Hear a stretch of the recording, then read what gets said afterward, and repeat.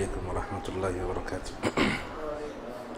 إن الحمد لله نحمده ونستعينه ونستغفره ونعوذ بالله من شرور أنفسنا ومن سيئات أعمالنا. من يهده الله فلا مضل له ومن يضلله فلا هادي له. وأشهد أن لا إله إلا الله وحده لا شريك له وأشهد أن محمدا عبده ورسوله. أما بعد فإن خير الحديث كتاب الله وخير الهدي هدي محمد صلى الله عليه وسلم وشر الأمور محدثاتها وكل محدثة بدعة وكل بدعة ضلالة وكل ضلالة في النار. أعوذ بالله من الشيطان الرجيم. بسم الله الرحمن الرحيم. ومن يشاقق الرسول من بعد ما تبين له الهدى ويتبع غير سبيل المؤمنين نوله ما تولى ونصله جهنم وساءت مصيرا. وقال رسول الله صلى الله عليه وسلم إن الله يبعث على رأس كل 100 سنة من يجدد لها دينها. رواه الترمذي وقال الألباني صحيح. سب سے پہلے ہم اللہ تبارک و تعالیٰ کا شکریہ ادا کرتے ہیں کہ اس کے ارادے اور اس کی مشیت سے بنگلور کی اس ممتاز مسجد فرقان میں ایک اہم ورکشاپ سے متعلق یہاں ہم جمع ہوئے ہیں. اللہ تعالیٰ سے ہماری دعا ہے کہ جس علم کو حاصل کرنے اور جس شخصیت کے بارے میں کچھ جاننے کی اللہ نے ہمیں توفیق دی، کہنے سننے زیادہ عمل کرنے کی توفیق عطا فرمائے.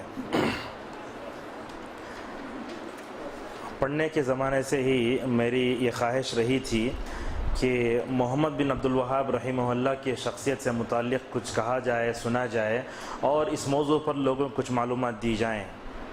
معزز حاضرین اور پردہ نشین خواتین اسلام، جن عناصر سے ہم گفتگو کریں گے وہ تو آپ کے سامنے واضح ہیں. سب سے پہلے اس موضوع کو انتخاب کرنے کی وجہ کیا ہے اور اس موضوع کی اہمیت کیا ہے. اصل آپ دیکھیں گے انشاءاللہ وہ چیزیں بعد میں آئیں گی.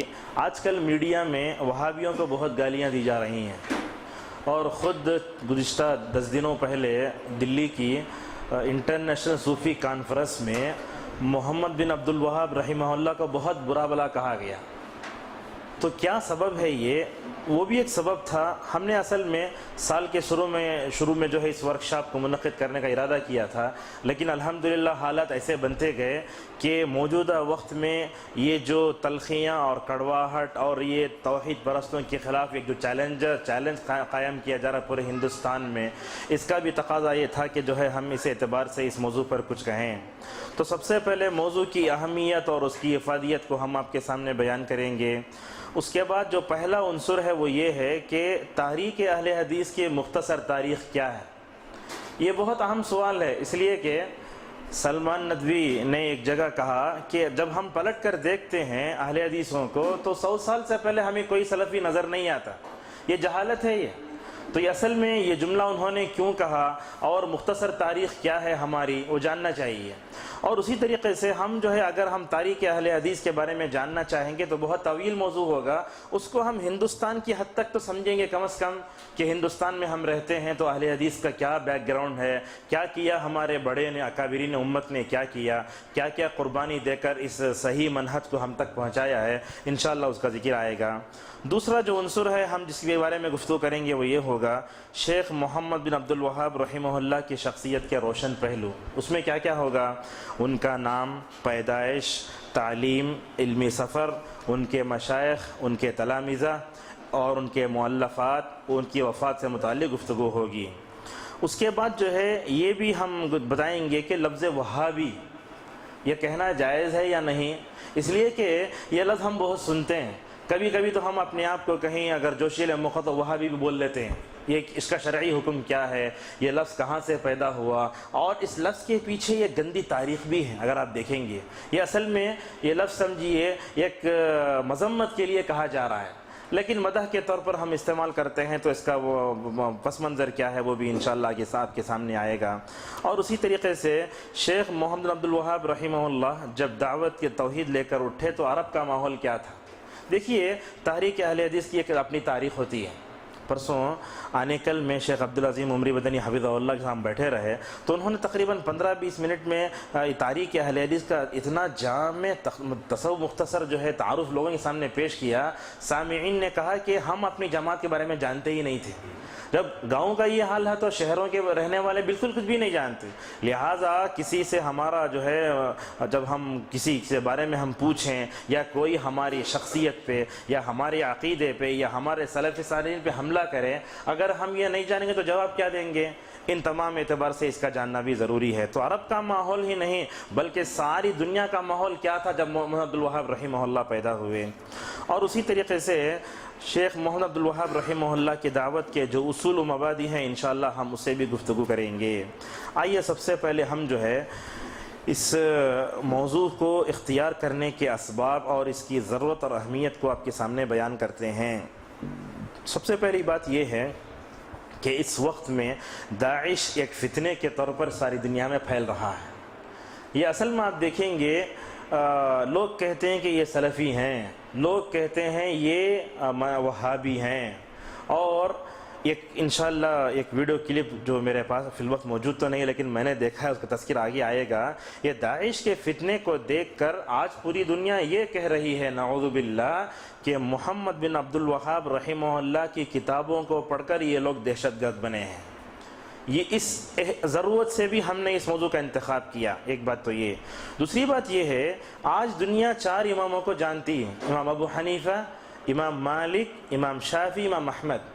لوگ یہ سمجھ گئے محمد عبد الوہاب رحمہ اللہ جب دعوت توحید لے کر اٹھے لوگوں نے کہا یہ 5واں امام ہے. بھلا بتائیں یہ زمانہ کتنا دور ہے. تقریباً شاید تیسری صدی دوسری صدی ہی میں ائمہ اربعہ ختم ہو گئے. یہ تقریباً 12ویں صدی میں ایک اللہ کے نبی صلی اللہ علیہ وسلم کے نام نامی سے ملنے والا ایک شخص جزیرۃ العرب میں اٹھتا ہے تو اس کو 5واں امام کیسے کہا جا سکتا ہے؟ یہ تو عقل میں آنے والی بات ہی نہیں ہے. تو لوگ یہ سمجھ گئے ہیں کہ اہل حدیثوں کے امام محمد عبد الوہاب ہیں، حالانکہ ہمارے امام محمد رسول اللہ صلی اللہ علیہ وسلم ہیں. اور اسی طریقے سے اس موضوع کی اہمیت کو یہ بھی سمجھ میں آتا ہے کہ کچھ دنوں پہلے تقریباً شاید ہم سیاست کا رنگ دیے بغیر ہم یہ بات کہیں، ملک سلمان حفظہ اللہ جب سے سعودی عرب میں آئے ہیں ایسی ایسی تبدیلیاں آ رہی ہیں الحمدللہ جس کو دنیا نے سوچا بھی نہیں تھا. لہٰذا آنے کے بعد انہوں نے سلفیوں کو اٹھایا، شیعہ کا خاتمہ کیا، ان کو جو ہے حج کی پابندی اور پتہ نہیں کیسے کیسے فیصلے لیے سعودی عرب نے. جب سعودی عرب نے شیعہ کے متعلق اپنا جو ہے یہ کیا اور وہ کتابیں جو خوارج کے منہج کو اور ان کے فکر کو عام کر سکتی تھیں ان ساری کتابوں پابندی لگائی تو ساری دنیا کی نظر میں پہلے سے سعودی عرب کھٹک رہا تھا. اب انہوں نے شیعہ کے خلاف جو اقدام کیا اور ان کتابوں پر پابندی لگائی جو کتابیں خوارج کے منہج کو دنیا میں عام کر رہی تھیں، اس کے بعد بھی لوگ جو ہے اب زہر اگلنا شروع ہو گئے ہیں. آپ دیکھیں گے اخبارات میں، یوٹیوب میں اور ادھر میں آپ استعمال کر کے دیکھیے سعودی کے خلاف بہت زہر اگلا جا رہا ہے. حالانکہ ہم یہ کہتے ہیں کہ سعودی کے خلاف کہنا یہ توحید کے خلاف کہنا ہے. یہ وہ سرزمین ہے جہاں اللہ تبارک و تعالیٰ نے امام المرسلین صلی اللہ علیہ وسلم کو بھیجا.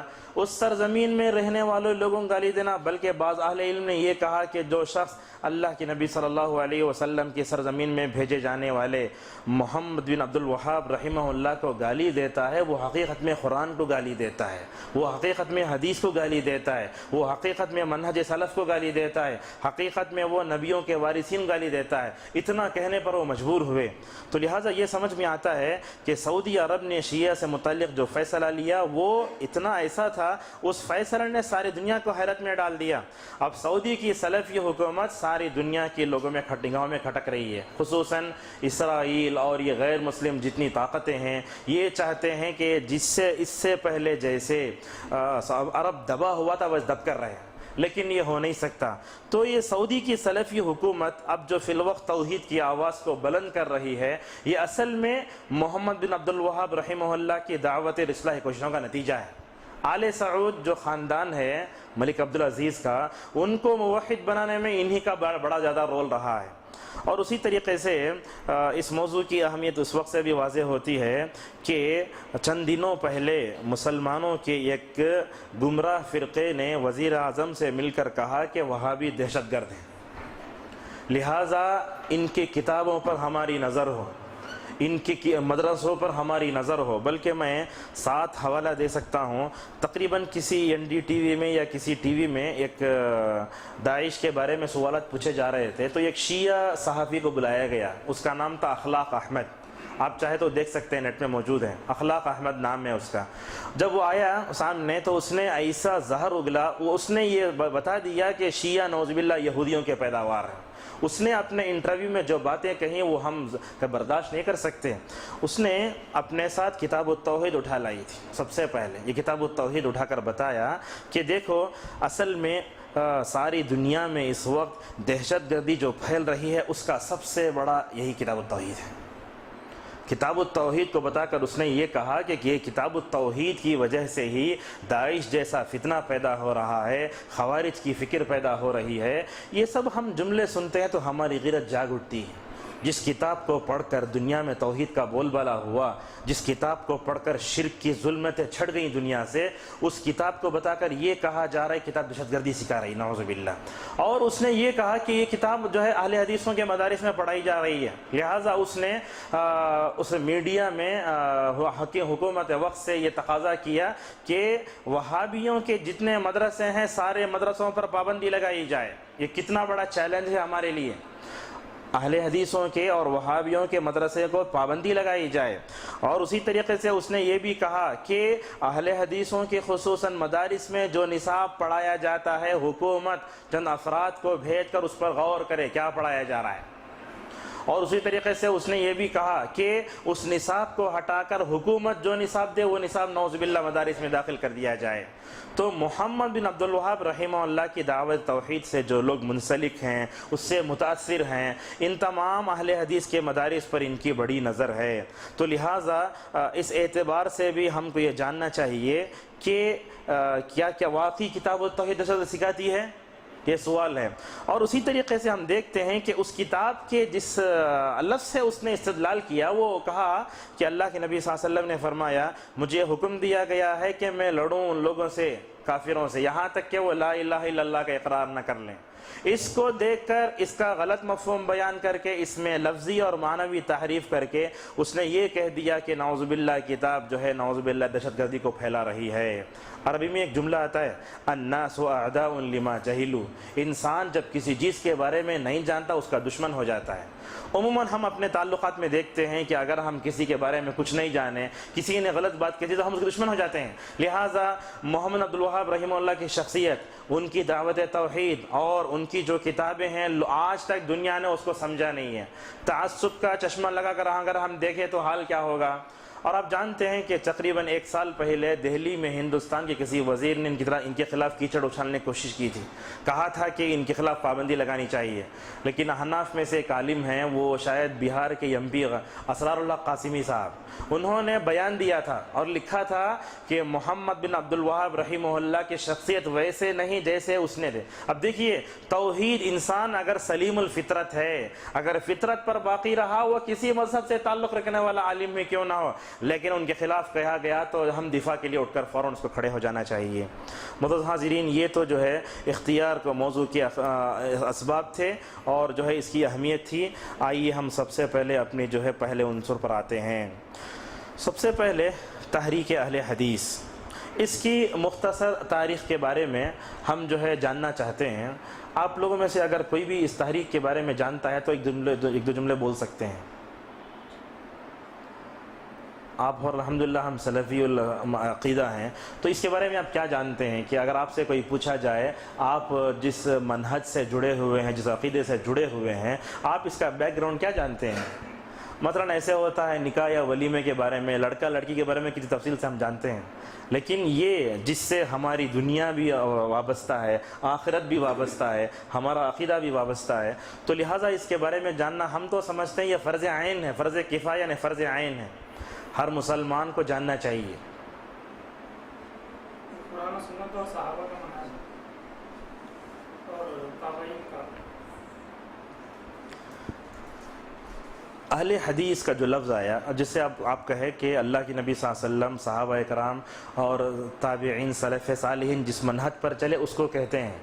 اب یہاں سوال یہ آتا ہے کہ جب اللہ کے نبی صلی اللہ علیہ وسلم صحابہ تابعین تبع تابعین کے منہج پر چلنے والوں کو اہل الحدیث کیوں کہا گیا؟ اگر سامنے والا کوئی سوال پوچھے اس کا بھی جواب دینا چاہیے. اہل الحدیث کیوں کہا گیا؟ آج اہل حدیث جماعت کی جمعیت کی جو شکل ہے وہ ابتدا میں نہیں تھی، یہ جاننا بہت ضروری ہے. آج جمعیت و جماعت کی آپ بات کریں گے تو آج جس معنی میں اہل حدیث کہا جا رہا ہے اس معنی میں اس عہد میں نہیں کہا گیا. لہٰذا علامہ البانی رحمہ اللہ لکھتے ہیں سب سے پہلے اہل الحدیث کا لفظ محدثین کی جماعت کے لیے بولا گیا جنہوں نے حدیث کو اپنا اوڑھنا بچھونا بنا لیا تھا. اس کی جماعت پر سب سے پہلے اہل الحدیث ان کو ہی کہا گیا. کن کو؟ محدثین کی جماعت کو. تو معلوم یہ ہوا کہ امام بخاری مسلم یہ لوگ جو ہے اہل الحدیث کے پہلے فوج اول میں شمار کیے جا سکتے ہیں یہ لوگ. تو سب سے پہلے اہل الحدیث کا مطلب یہ ہوا کہ محدثین کی جماعت کو سب سے پہلے اہل الحدیث کہا گیا. اس کی دلیل کیا ہے؟ اس کی دلیل خطیب بغدادی رحمہ اللہ کی ایک کتاب ہے، اس کا نام ہے شرف و اصحاب الحدیث. انہوں نے اس کتاب میں حدیث کی اہمیت کیا، ضرورت کیا، محدثین کی خدمات کا اس کا تذکرہ کیا. تو لہذا شرف و اصحاب الحدیث کہہ کر انہوں نے محدثین کو مراد لیا. تو ہم یہ اپنے ذہن میں رکھیں کہ محدثین کی جو جماعت ہے اصل میں سب سے پہلے اس کے لیے استعمال کیا جانے لگا. اور اس کے بہت سے نام ہیں، جیسے سارے دنیا میں اہل حدیثوں کے مختلف نام ہیں. آپ بتا سکتے ہیں؟ ساری دنیا میں اہل حدیثوں کے مختلف نام ہیں. سب سے پہلے اہل السنہ والجماعہ. یہ تو جو ہے یہ کس کے مد مقابل میں دیا گیا تھا؟ اہل السنہ والجماعہ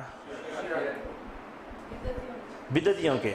اہل الفرقۃ والبدع یعنی بدعت آتی ہے، انتشار آتا ہے، اس کے مد مقابل میں لفظ دیا گیا کس کا؟ اہل السنہ والجماعہ کا. اسی لیے دیکھیں گے آپ لیکن آج دیکھتے ہیں اہل السنہ والجماعہ کا لفظ صوفی استعمال کر رہے ہیں. کہتے ہیں ہم سنی ہیں. ہم تو سمجھتے ہیں ان کے پاس جو عقیدہ ہے، ان کے پاس جو منہج ہے، ان کے پاس جو کچھ ہے، اس اعتبار سے اہل سنت والجماعت کا استعمال کرنے کی شرعی طور پر کوئی اجازت ہی نہیں ہے. یہ لفظ تو ہمارا انہوں نے چھین لیا ہے، نعوذ باللہ. اہل السنہ والجماعہ، اہل السنہ والجماعہ کا جو لفظ ہے اس کی بڑی اچھی شرح کی ابن تیمیہ نے کہتے ہیں اہل السنہ والجماعہ کا مطلب یہ ہوتا ہے کہ جو بندہ اللہ اور اس کے رسول صلی اللہ علیہ وسلم، صحابہ اکرام، تابعین کے راستے پر چلتا ہے، گویا وہ اس میں اتحاد پیدا ہو جاتا ہے. اللہ تعالیٰ فرماتا ہے یوم تبیض وجوہ وتسود وجوہ، کچھ چہرے قیامت کے دن سفید ہوں گے اور کچھ کالے. ابن عباس نے کہا کہ یہاں سفید چہرے سے مراد وجوہ اہل سنہ والجماعہ. کس کے چہرے؟ اہل سنت والجماعت کے چہرے سفید ہوں گے اور بدعتیوں کے اور جو ہے جو لوگ غلط راستوں پر چل جائیں ان کے چہرے کیا ہو جائیں گے؟ کالے ہو جائیں گے. تو لہٰذا ہمارا ایک نام کیا ہے؟ اہل السنہ والجماعہ ہے. اور ایک نام انصار السنہ. کہاں کہا جاتا ہے؟ مصر میں. انصار السنہ حامد الفقی ایک بڑے عالم تھے. انصار السنہ سوڈان، مصر وغیرہ میں کہا جاتا ہے نام یہ انصار السنہ. اور فرقہ ناجیہ یعنی نجات پانے والی جماعت. اور السلفیہ. سوال یہ ہے کہ سلفیت کی طرف نسبت شرعی طور پر جائز ہے؟ اس سے پہلے یہاں ایک ورکشاپ ہو چکی ہے کیا ہم اپنے آپ کو صرف مسلمان کہیں. اس میں بتا دیا گیا کہ ہمارے بہت نام ہیں، یعنی صرف مسلمان ہی نہیں بلکہ ہمارے کئی نام ہیں، اس میں سلفیہ بھی ہے. ابن تیمیہ سے پوچھا گیا کہ سلف کی طرف نسبت کیسی ہے، تو انہوں نے کہا کہ سلفیت کی طرف نسبت کرنا بدعت نہیں ہے بلکہ پہلے زمانے میں اس کی ضرورت نہیں تھی. اب چونکہ اسلام کی طرف منسوب گمراہ فرقے زیادہ ہو گئے ہیں، ایسے وقت میں سلف کی طرف نسبت کرنا یہ ضروری ہے تاکہ ہم منہج میں سمجھ سکے کہ ہمارا منہج اہل السنہ والجماعہ کا ہے اور دوسروں کا منہج جو ہے ان سے ہٹا ہوا ہے. اور اسی طریقے سے اور ایک لفظ آتا ہے منصورہ. طائفہ، اللہ کے نبی صلی اللہ علیہ وسلم نے کہا لا تزال طائفۃ من امتی منصورین علی الحق. اور اسی طریقے سے اور ایک لفظ آتا ہے المجاہدین. کیرلا میں کہا جاتا ہے. یہ مجاہدین مراد جہاد کرنے والے نہیں ہیں، اس سے مراد اہل حدیث ہیں. تو یہ مختلف نام ہیں. تو اب دیکھیے سوال یہ آتا ہے کہ اتنے جب نام ہوئے تو کیا ہمارا مقصد الگ ہے؟ نہیں. مقصد کیا ہے؟ ایک یہ کتاب و سنت کی بالادستی کو قائم کرنا اس دنیاوی زندگی میں اور اخروی زندگی میں، یہ ہمارا جو ہے منہج ہے. تو اب دیکھیں گے آپ یہ نام ہیں لیکن سب کی تعلیم ایک ہی ہے. کیا؟ اللہ اور اس کے رسول صلی اللہ علیہ وسلم نے جو راستہ بتایا، صحابہ جس راستے پر چل کر یہ ہوئے وہ ہے۔ اب جو جس آدمی نے یہ کہا کہ پلٹ کر دیکھتے ہیں تو 100 سال سے پہلے ہمیں کوئی سلفی نظر نہیں آتا، اس بات کا جواب کیا ہے؟ جب ہم دیکھتے ہیں کہ 100 سال پہلے کوئی سلفی نہیں تھا، یہ تو جہالت ہے، یہ تو تعصب ہے، یہ تو ہم کہیں گے یہ تو کسی عالم کے زبان سے نکلنے والی بات نہیں ہے، اور یہ سب رد عمل میں پیش کی جانے والی باتیں ہیں، یہ سب رد عمل میں، اس لیے کہ سلمان ندوی نے جن سے پڑھا اصل پورے حنفی ہیں۔ دیکھیں گے آپ، مشہور ہیں مصر کے ایک زاہد الکوثری، بڑے محدث لیکن متعصب حنفی، وہ کہتے تھے نعوذ باللہ انہوں نے پڑھایا عبد الفتاح ابو غدہ کو جو اس میں رہتے تھے ریاض میں، عبد الفتاح ابو غدہ سے پڑھا سلمان ندوی نے، دیکھیے پوری سونے کی زنجیر ہے احناف کی، کوثری سے پڑھا عبد الفتاح ابو غدہ نے، عبد الفتاح ابو غدہ نے پڑھایا سلمان ندوی کو، وہاں سے پڑھ کر یہ لوگ آگے ہنگامہ کر رہے ہیں نعوذ باللہ۔ تو یہ سمجھ میں آتا ہے کہ پلٹ کر دیکھتے ہیں تو اہل حدیث نظر نہیں آتے، تو ہمیں یہ سمجھ میں آتا ہے کہ سلمان ندوی گئے ریاض میں پڑھنے کے لیے، اہل حدیث مدرسے میں، اہل حدیث کالج میں پڑھے اور اہل حدیث کے لوگ درمیان میں پڑھے، وہاں اہل حدیث جو ہے امام ہے کعبۃ اللہ کے، سب کے پیچھے پڑھے، اب بالآخر یہ کہتے ہیں تعصب میں آ کر کے 100 سال پہلے تو کوئی نظر نہیں آتا۔ یہاں دو باتیں بڑی اہم ہیں، اگر آپ سے کوئی یہ کہے کہ اہل حدیث تو پہلے نہیں تھے، آپ نے یہ نام کہاں سے رکھ لیا ہے، تو آپ کیا جواب دیں گے؟ اہل حدیث نہیں تھے، اس کے اہل حدیث تھے، بلکہ اسلام کی تاریخ جتنی پرانی ہے اہل حدیث و تاریخ اتنی پرانی ہے۔ لیکن یہاں ایک باریک جو فرق ہم آپ کے سامنے بیان کرنا چاہتے ہیں وہ یہ کہ اہل حدیث کی جماعت تو رسول اللہ صلی اللہ علیہ وسلم کے زمانے سے، بلکہ ہم یہ کہہ سکتے ہیں کہ تاریخ کا کوئی بھی دور اہل حدیث سے خالی نہیں ہوا۔ بتائیے آپ، تاریخ کا کوئی بھی دور اہل حدیث سے خالی نہیں ہوا، نہیں بتا سکتے۔ کیوں؟ اس لیے کہ اللہ کے نبی نے فرمایا ہمیشہ ایک ایسی جماعت رہے گی جس کو اللہ تعالیٰ کی نصرت حاصل رہے گی۔ اس سے مراد کون؟ اہل الحدیث ہے۔ بلکہ عبد القادر جیلانی رحمہ اللہ نے تو اپنی کتاب غنۃ طالبین میں لکھا ان لم یکونوا اہل الحدیث فما ادری من ہم، انہوں نے تو کہا اہل حدیث نے تو کون اس کا مصداق ہے، وہ خود الحمدللہ اہل حدیث تھے، لیکن یہ لوگ ان کے نام کی 11ویں کرتے ہیں، فلاں کرتے ہیں، ان کا عقیدہ نہیں لیتے۔ وہ حنبلی تھے، سلفی العقیدہ تھے، ان کا عقیدہ پورا سلفی تھا۔ تو لہٰذا یہ سمجھ میں آیا کہ اہل الحدیث کی تاریخ بہت پرانی ہے۔ لیکن جو نقطہ ہم بیان کرنا چاہتے ہیں شاید آپ وہ سمجھ جائیں گے، تنظیم کے اعتبار سے یہ نہیں ہے، یعنی اس کو نام دیا گیا۔ مثلا کیسے؟ آپ سے اگر کوئی پوچھے کہ ہندوستان میں اہل حدیثوں کی تاریخ کیا ہے، بتا سکتے ہیں؟ ہندوستان میں اہل حدیث کی تنظیم یعنی جمعیت اہل حدیث کے نام سے جو بنائی گئی وہ کس سن کی بات ہے،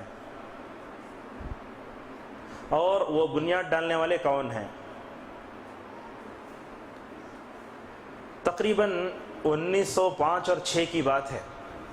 اہل علم لکھتے ہیں 1905 اور 1906 جمعیت اہل حدیث کی بنیاد ہندوستان میں ڈالی گئی ہے، اور ڈالنے والے مولانا ثناء اللہ امرتسری رحمہ اللہ ہیں۔ 1905 اور 1906 آپ نیٹ پہ دیکھ سکتے ہیں کتابوں میں، اور اس پر مطالعہ کرنے کے لیے حافظ اسحاق بھٹی کی کتابیں، بہاؤالدین یک ہیں اس کے لندن کے، انہوں نے کتاب لکھی ہے تاریخ اہل حدیث، اور اسی طریقے سے تاریخ وہابیت، یہ محمد سعد الشویعر کتاب ہے جو سعودی عرب میں رہتے ہیں، انہوں نے لکھا ہے۔ تو 1905 اور 1906 میں تنظیم کے اعتبار سے تقریباً 100 سال پرانی ہے، ورنہ تو اس کا تعلق رسول اللہ صلی اللہ علیہ وسلم کے زمانے سے ہے۔ جو ایک فرق نہیں جانتے لوگوں کو بتا نہیں سکتے، لہٰذا آپ اور ہماری ذمہ داری ہے ہم یہ کہیں کہ ہمارا جو تحریک ہے وہ اللہ کے نبی صلی اللہ علیہ وسلم کے زمانے سے رہی ہے۔ تنظیم کے اعتبار سے یہ 100 سال پرانی ہے۔ 1905 میں جب اس کی داغ بیل ڈالی گئی تو سب سے پہلے بنیاد رکھی اس کی کس نے؟ ابو الوفا ثناء اللہ امرتسری رحمہ اللہ نے۔ اور آپ دیکھ سکتے ہیں کہ ہندوستان کی جو سرزمین ہے، آزادی کے اعتبار سے جب ہم کہتے ہیں کہ آزادی میں ہندوستانی مسلمانوں میں اہل حدیث جماعت کا بہت بڑا ساتھ رہا، بلکہ جواہر لال نہرو جب پٹنہ پہنچے تھے اس وقت وہاں انہوں نے آزادی کے بعد تقریر کی تھی، اور معلوم ہے جب یہ غیر مسلم ہماری شہادت کا اور ہمارے جو ہے ہماری سرفروشیوں کا اور ایثار کا تذکرہ کرتا ہے، یہ تو بہت بڑی جو ہے انصاف کی بات ہے۔ کہا والفضل ما شہدت به الاعداء، تو چنانچہ جا کر انہوں نے تقریر کی اور کہا ہندوستان کی آزادی میں بہت سے جو ہے مسلمانوں نے غیر مسلموں نے جنگیں لڑی، لیکن ہم کہہ سکتے ہیں کہ مسلمانوں اور غیر مسلم سب کی لڑائیوں کو اور ان کی کوششوں کو ایک پلڑے میں رکھا جائے۔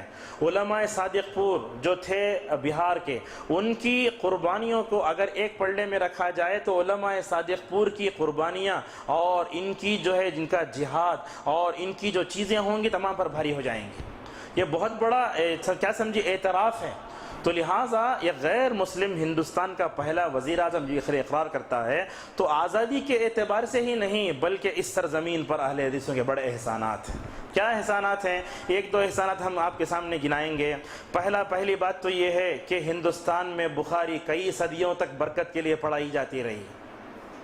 ہندوستان میں صحیح بخاری مدارس میں برکت کے طور پر پڑھائی جاتی رہی، لیکن عمل کی نیت سے پڑھانے کا اگر جذبہ دیا یہ اہل حدیثوں کی دین ہے۔ آپ پورے ہندوستان میں دیکھیے، ہم نے بخاری کو عمل کی نیت سے پڑھانا شروع کیا تو یہی چیز سارے مدارس میں شروع ہو گئی۔ یہ بہت بڑا یہ تھا۔ آج بھی ہم دیکھتے ہیں کہ احناف کے مدارس میں بخاری شروع ہوتی ہے، ختم بخاری، شیرنی وغیرہ وغیرہ، لیکن عمل کرنے کی نیت سے پڑھنے کا جذبہ دیا ہندوستانیوں کو اہل حدیثوں نے، مسلمانوں نے۔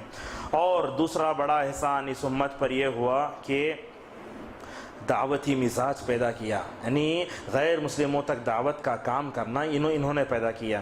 اور اسی طریقے سے ہمارے جو تقریباً 100 سال پہلے اہل حدیث تھے، انہوں نے بہت جو ہے محنت کی تھی۔ آپ کیا سمجھتے ہیں ثناء اللہ امرتسری رحمہ اللہ کو بہت بہترین عالم، مناظر اسلام، ابو الوفا، فاتح قادیان، بلکہ تو اس سے لے کر آج تک ایسا عالم پیدا نہیں ہو سکا۔ ان کی سیرت کو جاننا ہر اہل حدیث کے لیے ضروری ہے۔ قادیانیوں سے جو ہے انہوں نے مناظرے کیے اور بدعتیوں کا منہ توڑ جواب دیا، اور پتہ نہیں کیا کیا کیا انہوں نے۔ مناظرے جتنے کیے سب مناظروں میں کامیاب ہوئے، اور ایسا مسکت جواب دیا کہ سامنے والا اپنی زبان لیے خاموش رہ گیا۔ یہ تھے ہمارے سلف، ان کے اندر ایسے تھا، عمل بھی تھا، علم بھی تھا، اخلاق بھی تھے، اور بہت کچھ تھا۔ ایک واقعہ ہلکا سا بیان کرتے ہیں۔ ایک مرتبہ سید ثناء اللہ امرتسری رحمہ اللہ کو ایک دشمن نے، پکے بدعتی نے، پیچھے سے چھرا گھونپا، زور سے چھرا جیسے ہی گھونپا۔ بڑے لوگ ہوتے ہیں تو ان کے اندر بلند ہمتی بھی زیادہ ہوتی ہے۔ انہوں نے کہا فزت ورب الکعبہ۔ یہ ایک صحابی کا وہ قول ہے، جب ان کو میدان جنگ میں مارا گیا تو انہوں نے کہا اللہ کی قسم میں کامیاب ہو گیا۔ چنانچہ ثناء اللہ امرتسری رحمہ اللہ کی زبان سے وہ الفاظ نکلے جو صحابی کی زبان سے نکلے تھے۔ بالآخر الحمدللہ توحید کی برکت سمجھیے، کچھ بھی سمجھیے، ثناء اللہ امرتسری رحمہ اللہ چھرا گھونپنے کے باوجود بھی زندہ رہے، اور اس کے بعد ان کو ہسپتال میں داخل کر دیا گیا۔ اور جس نے چھرا گھونپا، یقیناً جو ہے آنسو آ جاتے ہیں واقعہ سنتے ہیں، تو جس نے چھرا گھونپا تھا اس کو جیل کے پیچھے ڈھکیل دیا گیا، سلاخوں کے پیچھے۔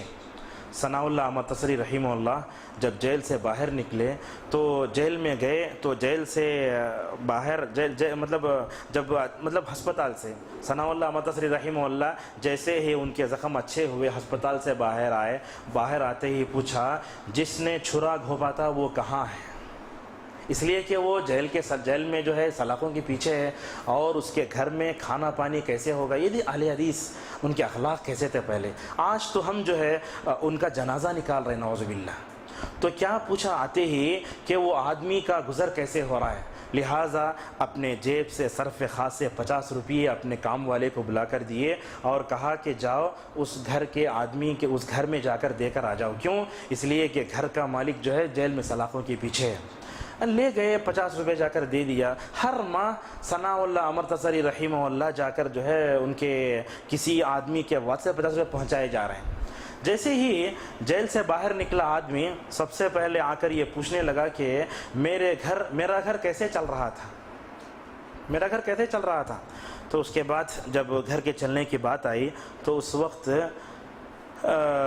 جو آدمی لا کر دیتا تھا 50 یا 100 روپے، اس نے کہا کہ ایک اللہ کا بندہ ہے جو تمہارے گھر کو غائبانہ طور پر چلا رہا تھا۔ وہ جاننا یہ چاہ رہا تھا کہ یہ کون ہے۔ بعد میں جب اس کو معلوم ہوا کہ جس کے پیٹھ میں اس نے چھرا گھونپا وہی ان کی جو ہے کفالت کر رہا تھا، تو لہٰذا معلوم ہو گیا ثناء اللہ امرتسری رحمہ اللہ ہیں۔ معلوم ہوا تو آیا، بلک بلک کے رویا ثناء اللہ امرتسری رحمہ اللہ کے پاس، آ کے بلک بلک کے رویا اور معافی مانگنے لگا۔ دیکھیں یہ تھے ہمارے سلف جنہوں نے جمعیت کی بنیاد، ان کے اخلاق، ان کے عقیدے ایسے تھے، اور بلک بلک کر رونے لگا اور کہنے لگا مجھے معاف کر دیجیے آپ۔ ثناء اللہ متصر رحمہ اللہ نے معاف کیا تو اتنا بدعتی تھا، بدعت سے توبہ کر کے پکا موحد بن گیا۔ اسی کی ضرورت ہے اور اسی تاریخ کو دہرانے کی ضرورت ہے۔ آج ہم دیکھتے ہیں کہ اچھا عقیدہ رکھنے والے اچھے اخلاق سے محروم ہیں۔ یہ ہماری بدقسمتی ہے، بد نصیبی ہے۔ بلکہ اچھے اخلاق میں تو سلف یہ لکھتے ہیں جس کا عقیدہ اچھا ہے اس کے اخلاق اچھے ہیں، لیکن عقیدہ اچھا رہ کر بھی اگر اخلاق میں وہ فیل ہے تو سمجھیے اس کے عقیدے میں کھوٹ ہے۔ لہٰذا ہم اپنے عقیدے پر غور کریں، عقیدے میں کہاں کہاں خلل ہے اس کو جو ہے مکمل طور پر کرنے کی کوشش کریں۔ بہرحال یہ واقعہ سنانے کی ضرورت یہ تھی کہ یہ لوگ ایسے تھے کہ انہوں نے اپنے اخلاق سے لوگوں کے دل جیتے ہندوستان میں۔ اور ایک داؤد غزنوی کا نام آتا ہے، ایک مرتبہ وہ آم کھا رہے تھے، آم کھاتے کھاتے نماز کا وقت ہو گیا۔ نماز تکبیر تحریمہ کے بڑے پابند تھے، وہ 70 سال تک ان کی تکبیر تحریمہ چھوٹی نہیں تھی۔ تو آم کھا رہے تھے ایک مرتبہ، تو جیسے ہی اقامت کا وقت ہوا آم پھینک دیا اور فوراً جا کے نماز میں جو ہے کھڑے ہو گئے، اور زندگی بھر کبھی آم نہیں کھایا۔ کیوں آم نہیں کھائے؟ کہنے لگے اسی آم نے آج کی میرے تکبیر تحریمہ پر اثر انداز کیا تو میں آج سے کھاتا نہیں ہوں۔ تو یہ ہمارے تھے سلف، ان کا عقیدہ جہاں اچھا تھا اخلاق بھی ویسے تھے۔ اور ثناء اللہ متصر کے بارے میں کیا جانتے ہیں؟ مرزا غلام احمد قادیانی بیمار ہوا تو جا کر اس کی عیادت کی۔ یہ تھے ثناء اللہ امرتسر رحمہ اللہ۔ آج بھی اگر کوئی بدعتی بھی اگر جو ہے بیمار ہو جائے، ہم اہل حدیث ہو کر جا کر اس کی عیادت کریں۔ آج ہی واٹس ایپ میں ایک میسیج آیا جس میں کہا گیا کہ اگر آپ بدعتی کی جو ہے عیادت کریں گے ہو سکتا ہے اس کے دل میں اللہ تعالیٰ توحید ڈال دے اور وہ ہماری طرف آ جائے اسی واسطے۔ تو لہٰذا تاریخ اہل حدیث کا متعارف ہم نے آپ کے سامنے پیش کیا، اگر آپ جاننا چاہتے تو کتابوں میں جو ہے پڑھ سکتے ہیں۔ اب آئیے دوسرے عنصر پر ہم غور کرتے ہیں۔ اللہ کے نبی صلی اللہ علیہ وسلم کی ایک حدیث ہے، ان اللہ یبعث علی رأس کل 100 سنۃ من یجدد لها دینہا۔ فرمایا اللہ تبارک و تعالی ہر 100 سال میں ایک مجدد کو بھیجتا ہے۔ مجدد کون ہوتا ہے؟ حالات بگڑتے ہیں، حالات کو سدھارتا ہے، لوگوں کی نجات کا سامان کرتا ہے، توحید کو پھیلاتا ہے اور شرک سے جو ہے شرک کی دلدل سے لوگوں کو نکالتا ہے۔ اب مجدد دنیا میں کون کون ہے؟ علامہ ابن تیمیہ رحمہ اللہ جو سلفیت کا ایک ستون ہے، اہل علم کہتے ہیں یہ 600 سال کے جو ہے مجدد ہیں، ایک سال نہیں، 600 سال کے مطلب جس سال کے وہ مجدد بنے اس کے 600 سال تک ان جیسا مجدد دنیا میں پیدا نہیں ہوا، الحمدللہ۔ تو علامہ ابن تیمیہ رحمہ اللہ جہاں مجدد تھے وہیں حدیث کو پڑھنے کا مقصد یہ تھا۔ بعض اہل علم کہتے ہیں کہ 12ویں صدی ہجری کے یہ مجدد تھے، کون؟ محمد بن عبد الوہاب رحمہ اللہ۔ ان کو کہا جاتا ہے مجدد الاسلام اور شیخ الاسلام، یہ دونوں ان کے لقب ہیں۔ تو چنانچہ اللہ تبارک و تعالیٰ نے محمد عبد الوہاب رحمہ اللہ کو پیدا کیا تو ان کی شخصیت کے روشن پہلوؤں پر ہم غور کرتے ہیں۔ سب سے پہلی بات ان کے پیدائش اور نام کے بارے میں غور کرتے ہیں۔ دیکھیے اللہ تبارک و تعالیٰ کا اتنا بہترین انتظام ہے۔ اللہ تبارک و تعالیٰ نے جزیرۃ العرب میں ہمارے رہبر رہنما محمد رسول اللہ صلی اللہ علیہ وسلم کو مبعوث فرمایا۔ اسی سرزمین پر تقریباً جو ہے 1000 سال گزرنے کے بعد اللہ کے نبی صلی اللہ علیہ وسلم جب تھے اس کے بعد جو ہے تقریباً کئی سال گزرنے کے بعد جو ہے اللہ تبارک و تعالیٰ نے اسی نام کی شخصیت کو جزیرۃ العرب میں پیدا فرمایا۔ یہ اللہ تعالیٰ کی بہت بڑی شان ہے۔ جیسے محمد صلی اللہ علیہ وسلم کے لیے عرب کو چنا گیا تھا، اللہ تبارک و تعالیٰ نے توحید کے نور کو سارے عالم میں پھیلانے کے لیے اسی سرزمین میں سے ایک ایسے شخص کو اٹھایا جس کا نام بھی محمد ہے، الحمدللہ۔ تو لہٰذا یہ پیدا ہوئے۔ ان کی پیدائش کب کی ہے؟ 1115 ہجری میں ان کی پیدائش ہوئی ہے۔ ریاض کے قریب میں العیینہ نامی جگہ یہ پیدا ہوئے ہیں۔ معزز حاضرین، آپ کے علم میں 1115 تو جو ہے اب اس وقت ایک بات یہ بتانا چاہتے ہیں، دنیا میں 2 بڑے خاندان ہیں، ایک بادشاہوں کا خاندان، دوسرے علماء کا خاندان۔ یہ دونوں الحمدللہ سعودی عرب میں موجود ہیں۔ علماء کا سب سے بڑا خاندان محمد بن عبد الوہاب رحمہ اللہ کا، ان کی ذریت میں اور ان کے خاندان میں جتنے علماء ہیں ساری دنیا میں کہیں پا نہیں سکتے آپ۔ اور اسی طریقے سے بادشاہوں کے خاندان میں سب سے بڑا خاندان آل سعود کا ہے۔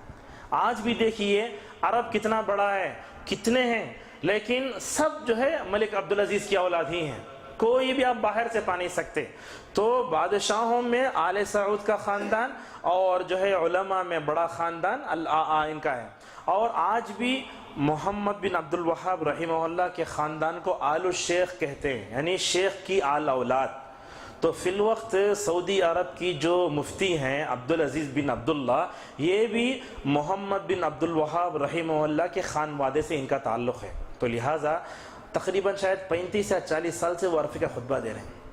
بہت بڑا اس خاندان کو اللہ نے عزت بخشا۔ اور معزز حاضرین، یہ محمد عبد الوہاب رحمہ اللہ جو تھے، ان کا نام ایسے تھا محمد بن عبد الوہاب بن سلیمان التمیمی۔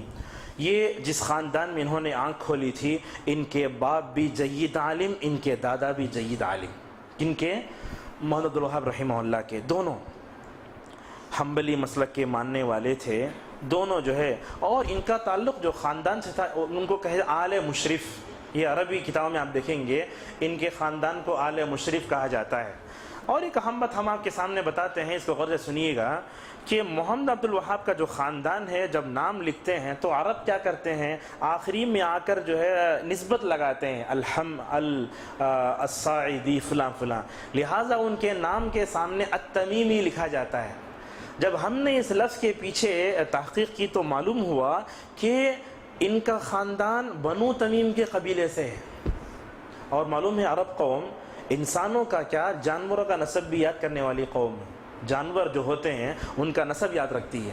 تو لہٰذا محمد بن عبد الوہاب رحمہ اللہ کا جو تعلق تھا بنو تمیم قبیلے سے تھا، اور یہ کوئی گرا پڑا قبیلہ نہیں، بلکہ اس کے بارے میں رسول اللہ صلی اللہ علیہ وسلم نے فرمایا بنو تمیم کے قبیلے کے لوگ قیامت کے قریب دجال پر سب سے زیادہ بھاری ہوں گے۔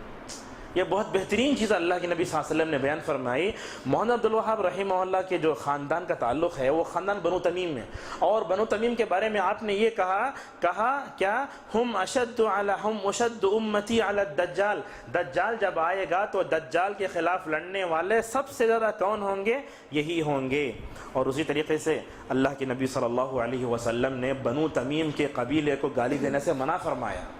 لہذا جو لوگ محمد عبد الوہاب رحمہ اللہ ان کی دعوت توحید، ان کی دعوت اصلاحی کوششوں کو برا بلا کہتے ہیں، گویا وہ حدیث کی زد میں آ جاتے ہیں۔ اللہ کے نبی نے فرمایا بنو تمیم کے افراد کو گالی مت دو، کیا دلیل ہے؟ صحیح بخاری اور صحیح مسلم میں ہے کہ بنو تمیم کے کچھ لوگ جو ہے قیدیوں میں آ گئے تھے، اللہ کے نبی صلی اللہ علیہ وسلم نے فرمایا ان کو آزاد کر دو، گالی مت دو، بلکہ آپ نے آگے یہ فرمایا یہ اسماعیل کی اولاد میں سے ہیں۔ یہاں دو باتیں اچھی طرح سمجھ میں آتی ہیں۔ ایک بات تو یہ سمجھ میں آتی ہے کہ محمد عبد الوہاب رحمہ اللہ کا تعلق بنو تمیم سے تھا، اور بنو تمیم کے بارے میں آپ نے یہ فرمایا کہ دجال کے خلاف سب سے سخت یہی ہوں گے۔ لیکن آگے بخاری اور مسلم کی حدیث کا حوالہ دیکھنے سے یہ سمجھ میں آتا ہے کہ بنو تمیم کا تعلق آل اسماعیل جا کر ملتا ہے، اسماعیل علیہ السلام سے۔ تو دیکھیے اللہ کے نبی صلی اللہ علیہ وسلم بنو اسماعیل سے پیدا ہوئے، اور بنو اسماعیل سے یہ بنو تمیم، اور بنو تمیم کے قبیلے سے اللہ تبارک و تعالیٰ نے محمد بن عبد الوہاب رحمہ اللہ کو پیدا فرمایا۔ تو لہٰذا اور ایک حدیث میں اللہ کے نبی فرماتے ہیں بنو تمیم قبیلے سے تم محبت کرو۔ یہ تمیم جو قبیلہ ہے کوئی معمولی قبیلہ نہیں، اللہ کے نبی صلی اللہ علیہ وسلم نے دوسرے قبائل کے مد مقابل میں یہ کہا کہ تم بنو تمیم کے قبیلے سے جو ہے تم محبت کرو۔ معزز حاضرین، تو یہ پیدائش نام کے تعلق سے کچھ تھا۔ اب آئیے ہم جو ہے تعلیم کے تعلق سے ہم بات کرتے ہیں۔ سب سے پہلی بات یہ ہے کہ 10 سال سے پہلے، یعنی 10 سال کو پہنچنے سے پہلے ہی محمد رحمہ اللہ نے قرآن کو یاد کر لیا تھا، اور یہ ہونا بھی چاہیے۔ آج ہم دیکھتے ہیں کہ بچوں کو تعلیم دینے کا جو سلفی طریقہ ہے وہ ہمارے درمیان میں موجود نہیں ہے۔ لہٰذا بچوں کی تعلیم و تربیت میں سب سے پہلے جس چیز کو مد نظر رکھنا چاہیے وہ قرآن ہے، بلکہ قرآن یاد نہ کرے عالم تو وہ عیب ہے۔ ایک عالم ہو ساتھ میں حافظ بھی ہو، یہی جو ہے سلف کا طریقہ تھا۔ لہٰذا 10 سال سے پہلے، 10 سال کو پہنچنے سے پہلے یہ پورا قرآن یاد کر لیا۔ کس سے پڑھا؟ اپنے والد سے پڑھا، امام احمد کی فقہ پڑھی، اور شیخ محمد رحمہ اللہ بہت کتابیں پڑھتے تھے، اور اللہ تبارک و تعالیٰ نے ایسی ان کو ذہانت دی تھی، بڑے بڑے مشائخ کے عقیدے کو انہوں نے ہلا کر رکھ دیا تھا۔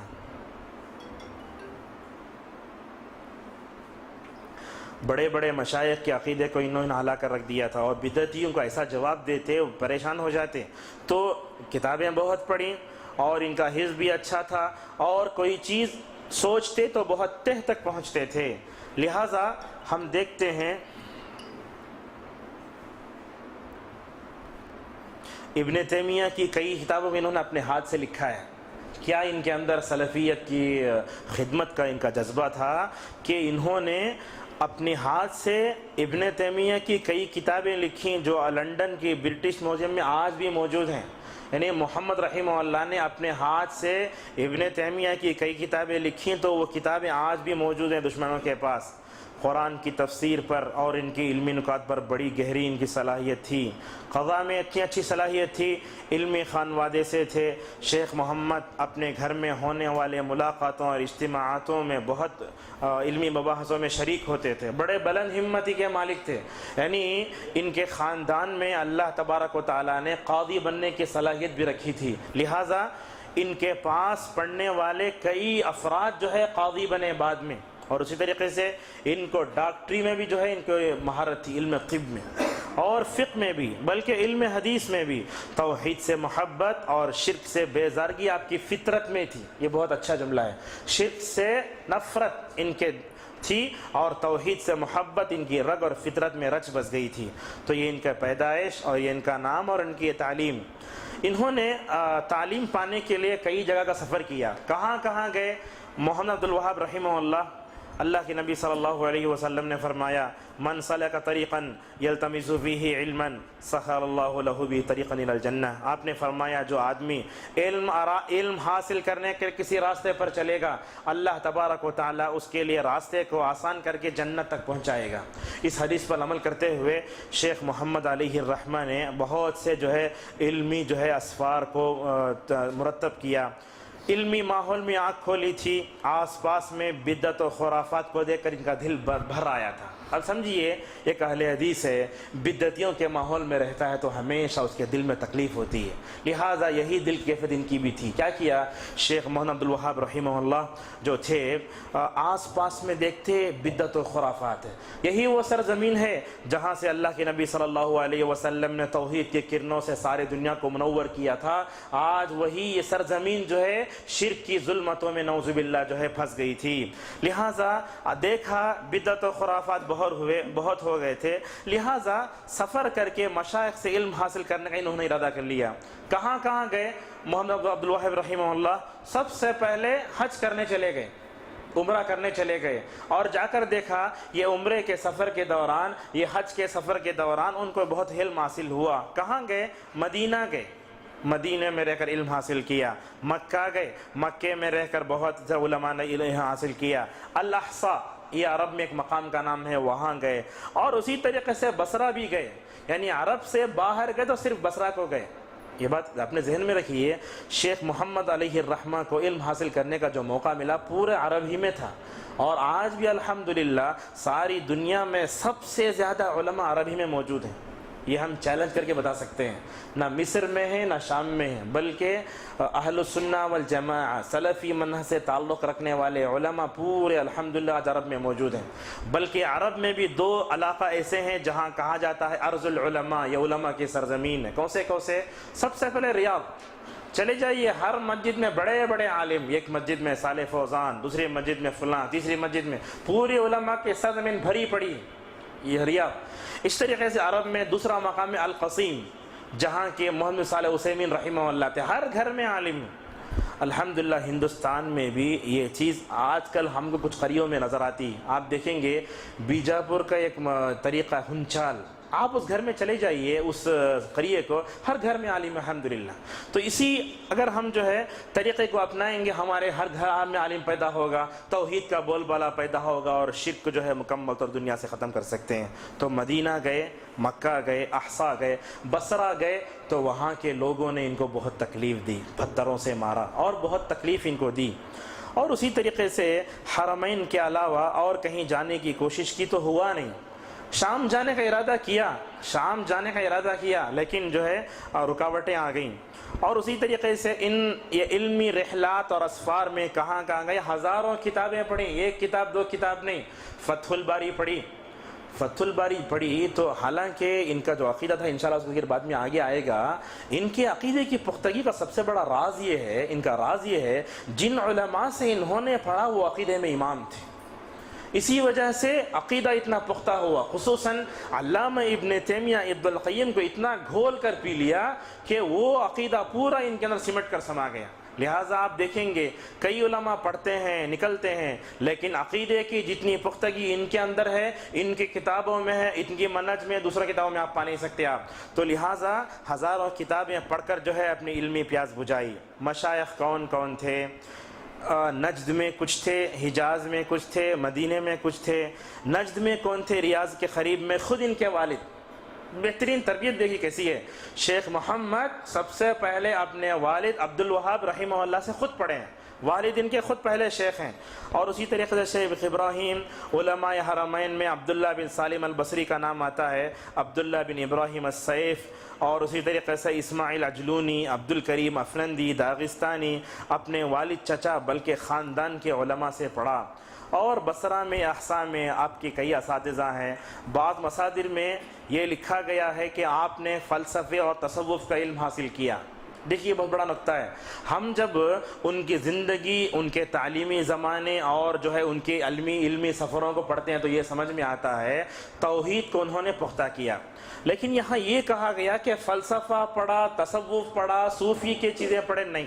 لہٰذا ابن عثیمین رحمہ اللہ کہتے ہیں انہوں نے نہ فلسفہ پڑھا، نہ علم کلام پڑھا، نہ تصوف کے علم کو حاصل کیا، نہ عجبی زبانوں کو پڑھا، بلکہ یہ تو باطل ہے۔ شیخ کے کئی ہزاروں شاگرد ہیں، ان کے کئی بیٹے خود ان کے شاگرد ہیں الحمدللہ، یعنی ان کے باپ خود ان کے شیخ بنے، انہوں نے اپنے بچوں کو عالم بنایا۔ عموماً آج ہم اپنے معاشرے میں دیکھتے علماء کو، علماء اپنے بچے کو عالم نہیں بناتے۔ کیوں؟ یہ کہتے یہ ہیں اگر ہم نے اپنے بچوں کو عالم بنا لیا تو وہ مشکل میں آ جیسے ہم مشکل میں آ گئے، نعوذ باللہ۔ یہ سوچ اگر رہی تو علماء کیسے پیدا ہوں گے امت میں؟ لہٰذا علماء اپنے بچوں کو عالم بنائیں اور ساتھ میں ان کو ایسا ہنر سکھائیں کہ وہ خود کفیل ہو کر اپنے علم کی روشنی سے دنیا کو منور کریں۔ اور اسی طریقے سے حمد بن ناصر اور قاضیوں کی 200 قاضی ان کے پاس پڑھے ہیں، ایک نہیں دو نہیں، 200 قاضی۔ ایک قاضی کو پڑھانا بڑا دل گردے کام، 200 قاضی ان کے پاس پڑھ کر عرب کے مختلف جو ہے اس میں 200 قاضی بنے ہیں۔ ان کی کتابیں بہت ہیں۔ ایک تو سب سے پہلے عقیدے پر لکھا تو ایسا لکھا کہ قیامت تک ایسا کوئی نہیں لکھ پائے گا، عقیدے کو لکھا۔ اور اسی طریقے سے سیرت پر لکھا، ایک کتاب ہے مختصر سیرت الرسول صلی اللہ علیہ وسلم۔ یہ وہ کتاب ہے، آپ الرحیق المختوم اٹھا کر دیکھیے، علامہ صفی مبارک پوری رحمہ اللہ نے اپنی کتاب میں کئی جگہ اس کتاب کا حوالہ دیا ہے۔ تو لہٰذا سیرت کی کتابوں میں جو بنیادی مرجع کی حیثیت رکھتی ہے ان کتابوں میں اس کتاب کا شمار ہوتا ہے مختصر سیرت الرسول صلی اللہ علیہ وسلم۔ فقہ حنبلی پر لکھا، کئی رسالے لکھے۔ زاد المعاد ابن القیم کی 2 جلدوں میں اتنی موٹی کتاب ہے، اس کو مختصر کیا، یعنی اس کو مختصر کر کے دنیا والوں کے لیے فائدہ اٹھانے کے لیے آسان بنا دیا۔ کیوں؟ اس لیے کہ اللہ ابن القیم رحمہ اللہ نے زاد المعاد جو کتاب لکھی ہے بہت طویل ہے، اس میں فقہا پر جو ہے اعتراضات ہیں، رد ہیں، اور کئی جگہ یہ سب ساری چیزیں جب انسان دے تو سمجھ نہیں پائے گا۔ لہٰذا انہوں نے ان تمام چیزوں کو نکال کر کے ایک عام مسلمان کو اپنی زندگی میں سیرت کی جتنی ضرورت ہوتی ہے اس کو مختصر کر کے دنیا اسلام پر اور مؤلفات کی دنیا پر اور بہت بڑا احسان کیا۔ مختصر ہم یہ کہہ سکتے ہیں کہ ان کی جو کتابیں تھیں علماء کے لیے بنیادی مرجع بن گئیں، جس فن پر قلم اٹھایا اس کا حق ادا کر کے رکھا۔ یعنی جو بھی کتاب آپ دیکھیں گے کسی کتاب میں کوئی منہجی غلطی نہیں، سب کتابیں الحمدللہ ان کی اپنی ہیں۔ تو 1100 تقریباً 1115 میں ان کی پیدائش ہوئی، تو 1206 میں ان کا انتقال ہوا۔ ذی القعدہ کے آخری میں 92 ایئر پائے اور درعیہ میں نماز جنازہ پڑھی گئی۔ جب نماز جنازہ پڑھی گئی تو علماء اس وقت کے بڑے بڑے علماء تھے، انہوں نے جو ہے اشعار لکھے، اور 1-2 اشعار ہم آپ کے سامنے پیش کرتے ہیں۔ کہتے ہیں آج اسلام نے ایک بڑے موحد کو الوداع کہہ دیا ہے۔ آج تو ایسے معلوم ہوتا ہے کہ ان کو ہم دفن کر رہے ہیں تو دنیا سے توحید کا ایک بہت بڑا داعی دنیا سے جا رہا ہے۔ آگے کہتے ہیں کہ ان کی وفات سے ہمارے مسلمانوں کے دل اڑ گئے ہیں۔ جب تک وہ تھے اصل میں بدعتیوں کے لیے اور شرک کا بول بالا کرنے والوں کے لیے ننگی تلوار تھے جب تک وہ تھے، لیکن جب دنیا سے خاتمہ ہوا تو کیا ہوا؟ مسلمانوں کے دل اڑ گئے اور ان کی وفات سے ایسے معلوم ہو رہا کہ قیامت بہت قریب ہے، گویا قیامت ابھی آ گئی ہے۔ اور آپ کی کتابوں کی شان کیا تھی؟ سلفیت کا پورا خیال رکھا، دین، غیرت، حمیت رکھا، اور سب سے پہلے توحید پر لکھ کر جو ہے مکمل طور پر اس کا حق ادا کیا۔ تو یہ علمی اسفار تھے آپ کے۔ اب آئیے ہم یہ وہابی کی جو وہ نسبت ہے اس کے تعلق سے ہم دو تین باتیں آپ کے سامنے کہتے ہیں۔ وہابی جو کہا جاتا ہے، کیا سمجھتے ہیں آپ لوگ اس لفظ کے بارے میں؟ وہابی کا جو لفظ ہے، کیا یہ بولنا صحیح ہے؟ اگر بولنا صحیح ہے تو اس کے لیے دلیل کیا ہے؟ اور اس کے بعد یہ وہابی کا جو لفظ ہے یہ بولا جانے لگا کب سے، کن کن لوگوں نے اس کو استعمال کیا، یہ سب ہم جانیں۔ آپ لوگ کچھ جانتے ہیں وہابی کے بارے میں؟ اس لیے کہ اہل حدیثوں کو جن جن باتوں کا طعنہ دیا جاتا ہے وہ ہم طعنے ذکر کرتے ہیں۔ کبھی ہم کہتے ہیں یہ کھیکڑے ہیں، ہاں سر کھیکڑے، ہاں، اور جو ہے اہل حدیثوں کو خصوصاً یہ گالی دی جاتی ہے کہ انگریزوں کے ایجنٹ ہیں، انگریزوں کے غلام ہیں، پتہ نہیں کیا کیا کہتے ہیں لوگ جب آ جاتے ہیں، انگریز کی اولاد، دشمن، پتہ نہیں اور کیا کیا بولتے ہیں۔ اور کچھ لوگ تو نعوذ باللہ یہ نقل کرتے ہوئے ہمیں ڈر لگتا ہے کہیں اللہ تعالی ہماری پکڑ نہ کرے، اہل حدیث کو اہل خبیث بھی کہتے ہیں، نعوذ باللہ، برداشت نہیں ہوتا۔ یہ تو صحابہ کو گالی ہے، تابعین کو گالی ہے، اور قرآن و حدیث پر تماچا مارنے کی طرح ہے۔ اور ہم آپ کو ایک سنجیدہ طور پر نصیحت کرتے ہیں کہ اہل حدیثوں میں اگر کوئی خراب نکل گیا تو پوری تاریخ اہل حدیث گالی مت دیجیے۔ اہم بات، اہل حدیثوں میں کوئی ایسا ویسا نکل گیا، کسی کے اخلاق خراب ہو گئے، پوری جماعت کو گالی دینا گناہ کبیرہ ہے۔ یہ غیر مسلک کے لوگ برداشت نہیں کر سکتے، لیکن آج ہمارا حال یہ ہے، اہل حدیثوں میں کوئی آپس میں ہو گیا تو کہتے ہیں ہم اہل خبیث ہیں۔ ارے اللہ تبارک و تعالیٰ نے آپ کو اتنا اونچا درجہ دیا، اپنے آپ کو اہل الحدیث کا عقیدہ، وہ منہج، اتنا اعزاز دیا، لیکن آپ اپنے ہاتھ سے اپنے پلہر پر کلہاڑی مار رہے ہیں اہل خبیث بول کے، نعوذ باللہ۔ تو یہ لفظ جنہوں نے کہا توبہ کیجئے، اور اگر کوئی کہتا ہے تو اس کو سختی سے روکیے، نہیں بول سکتے۔ حدیث کا مطلب کیا ہوتا ہے، خبیث کا مطلب کیا ہوتا ہے سمجھتے ہیں آپ لغت میں؟ بہت بڑا حملہ ہے یہ۔ اگر کوئی دوسرا باہر سے کہے وہ الگ ہے، لیکن آپس میں ایک دوسرے کو اہل خبیث کہنا، ہم تو سمجھتے ہیں ہماری شریعت اس کو اجازت نہیں دیتی۔ تو یہ کہا جاتا ہے کبھی، اور سمجھتے ہیں آدمی کا ذوق اور اس کی سوچ جیسی اس کے الفاظ ویسے ہوتے ہیں۔ آدمی اگر اچھا سوچتا ہے، شریفانہ خاندان میں پیدا ہوا ہے، اچھے انداز میں بولتا ہے، یہ انگریزوں کے ایجنٹ، یہ انگریزوں کی اولاد، یہ جو ہے منی سے پیدا ہوئے، ان کا نطفہ حرام کا ہے، یہ کون سی نہیں برداشت نہیں کر سکتے، غلط ہے، یہ گرے ہوئے الفاظ ہیں۔ اور کوئی عالم اگر ایسا کرتا ہے تو اس کو اپنے کردار اور اپنے اخلاق پر یہ نظر ہونا چاہیے۔ ہوتا یہ ہے کہ علماء جب کبھی جوش میں آتے ہیں تو ہوش کھو دیتے ہیں، کیا بولتے ہیں وہ سمجھ میں نہیں آتا، کیا ہم جو بول رہے ہیں ہماری پکڑ ہونے، ما یلفظ من قول الا لدیہ رقیب عتید، جو کچھ بول رہے ہیں اللہ تبارک و تعالیٰ کے سامنے ہم کو جواب دینا ہے۔ تو لہٰذا یہ لفظ وہابی کا پس منظر کیا ہے، تو ہم دیکھتے ہیں کہ اس کے دو پہلو ہیں۔ بعض علماء نے ذکر یہ کیا ہے کہ محمد بن عبد الوہاب، یعنی محمد، شیخ محمد جو ان کے والد کا نام کیا تھا، عبد الوہاب، ان کی طرف نسبت کر کے گالی دی جا رہی ہے۔ عرب کے بعض علماء یہ کہتے ہیں کہ محمد بن عبد الوہاب رحمہ اللہ نے دعوت توحید کا جو جھنڈا اٹھایا تھا عرب میں، وہاں شرک کے مظاہر کو مٹایا، دعوت توحید کو عام کیا، تو ان کے نقش قدم پر چلنے والوں کو یہ وہابی کہا گیا ہے۔ یہ تعریف کا جملہ ہے، ایک تو یہ قول یہ ہے، لیکن یہ کوئی ہم کو جو ہے یہ بات صحیح سمجھ میں نہیں آتی، بلکہ گہرائی سے دیکھا جائے تو یہ وہابی کا جو لفظ ہے دشمنان اسلام کی طرف سے پیدا کیا ہوا ہے، برداشت نہیں کر سکتے۔ اللہ تبارک و تعالیٰ نے ہمارے مختلف نام رکھے ہیں، اہل السنہ ابھی جیسے ہم نے کہا، لیکن کبھی بھی ہم نے اپنے آپ کو وہابیت نہیں کہا، بلکہ عرب کے علماء سے پوچھا گیا کہ الوہابیہ کہنا کیسا ہے، تو غلط ہے۔ دیکھیے علامہ عبد الوہاب رحمہ اللہ سے پہلے ابن تیمیہ آئے، کیا کبھی تیمی کہا گیا؟ کبھی ابن القیم کہا گیا. اس سے پہلے جن لوگوں نے مجدد ہوئے اور جو ہے اپنے زبان سے قلم سے اپنی ہر طرح سے جہاد کیا, کبھی ان کی طرف نسبت کر کے نام نہیں رکھا گیا. اگر وہابی کہتے ہیں تو ہم یہ سمجھتے ہیں دشمنان اسلام کی چال ہے. اس میں اور ایک نقطہ ہے ہمیشہ جو ہے اپنے ذہن میں رکھنا, یہ کیا ہے اصل میں ایک کتاب ہے اردو میں, آپ ضرور پڑھیے گا اس کو. کتاب کا نام ہے محمد بن عبد الوہاب رحمہ اللہ, ایک مظلوم اور بدنام مصلح. کتاب کے نام سے ہی سمجھ میں آتا ہے کتاب لکھنے والے کیا بتانا چاہتے ہیں. محمد بن عبد الوہاب رحمہ اللہ ایک مظلوم ہے اور بدنام مصلح, یعنی اصلاح کا کام کرنے لے کر اٹھے تھے لیکن ان کو بدنام کیا گیا. اس کتاب کو لکھنے والے پاکستان کے ایک عالم ہیں, ان کا نام ہے مسعود عالم ندوی. جماعت اسلامی سے ان کا تعلق تھا لیکن قلم اٹھا کر لکھا تو ان کی طرف سے ایسے دفاع کیا سامنے لکھنے والا سمجھے گا کہ یہ اہل حدیث تھے. کیا لکھا, الفاظ دیکھیے. فرماتے ہیں آپ شیخ الاسلام کی دعوت کے خلاف نمایاں الزامات میں آپ کا نام وہابی رکھنا ہے.